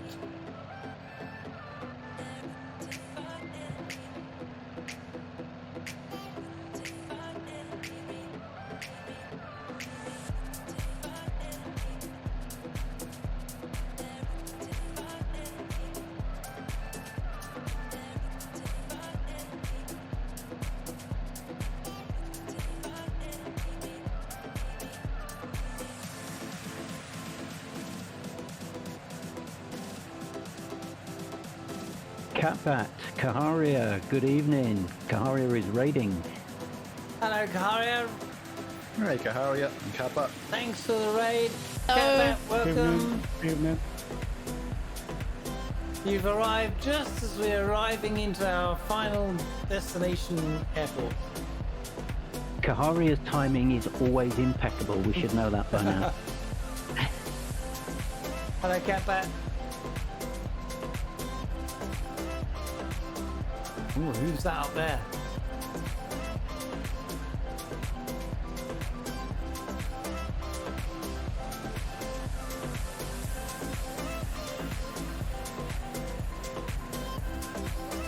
We're good, thanks. It's been a pleasant few hours flying. Been great. Only 4 hours tonight. Is that right? Yeah, just Yeah. Yeah. Well, that's a record for me. I've never been that long in VR without it crashing. Oh wow, Oh, really? well done. Without you crashing or stuttering. without the sim crashing? Without CTDs. Right. Quite a few stutters at times, but Yeah. so long as I land and turn off, this will be the longest ever. Right, don't take a breath between now and then. Sorry, no, I need to I'm watch my coming into speed. your right hand side. A little hotter.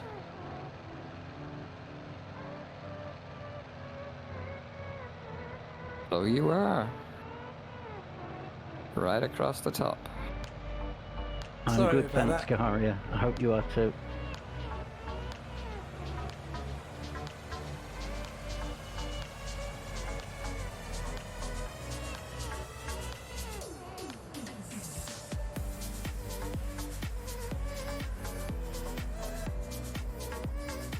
I've got to get a nice battery one this time.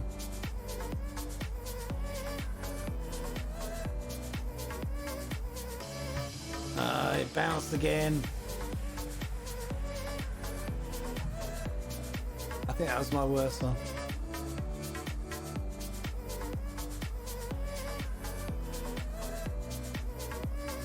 Never mind, you're floating above me. Oh, am I? Yeah, I don't have the Scenery. I don't have the scenery, so a lot of the airplanes are in mid-air.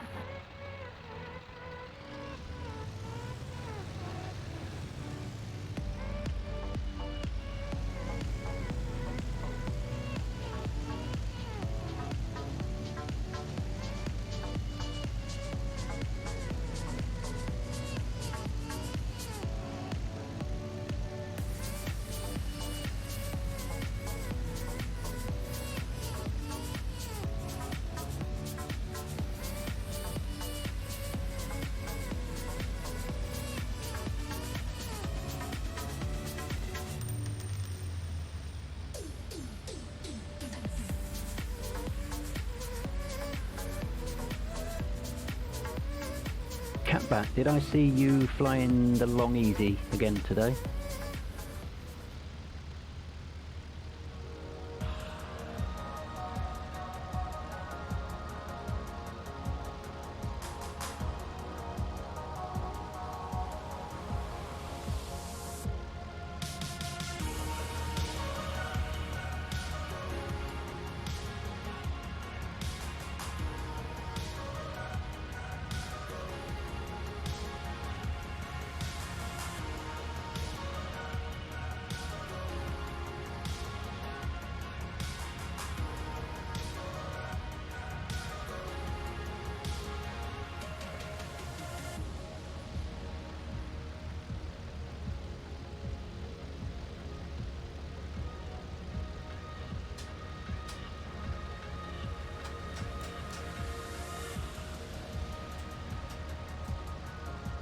Minus 30.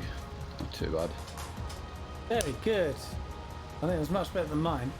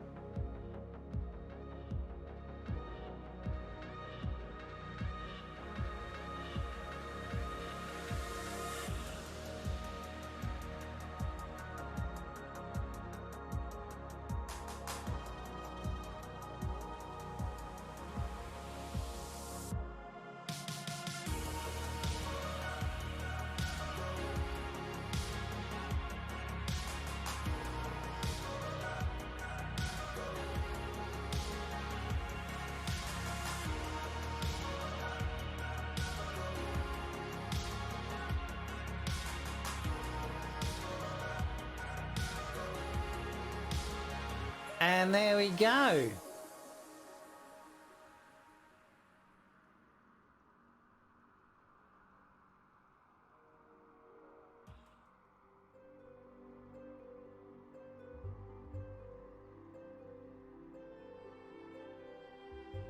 Noel, if you want to bring your airplane up to where the rest are.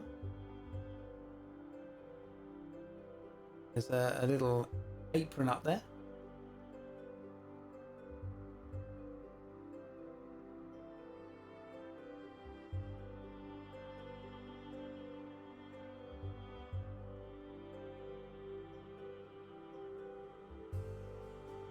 You're welcome. All right, so everybody, well, just have a look at the scenery that's around here. I mean, it's a nice little airport. Got the mountains over there in the sunshine. Got the sun setting down over the hills over the other side.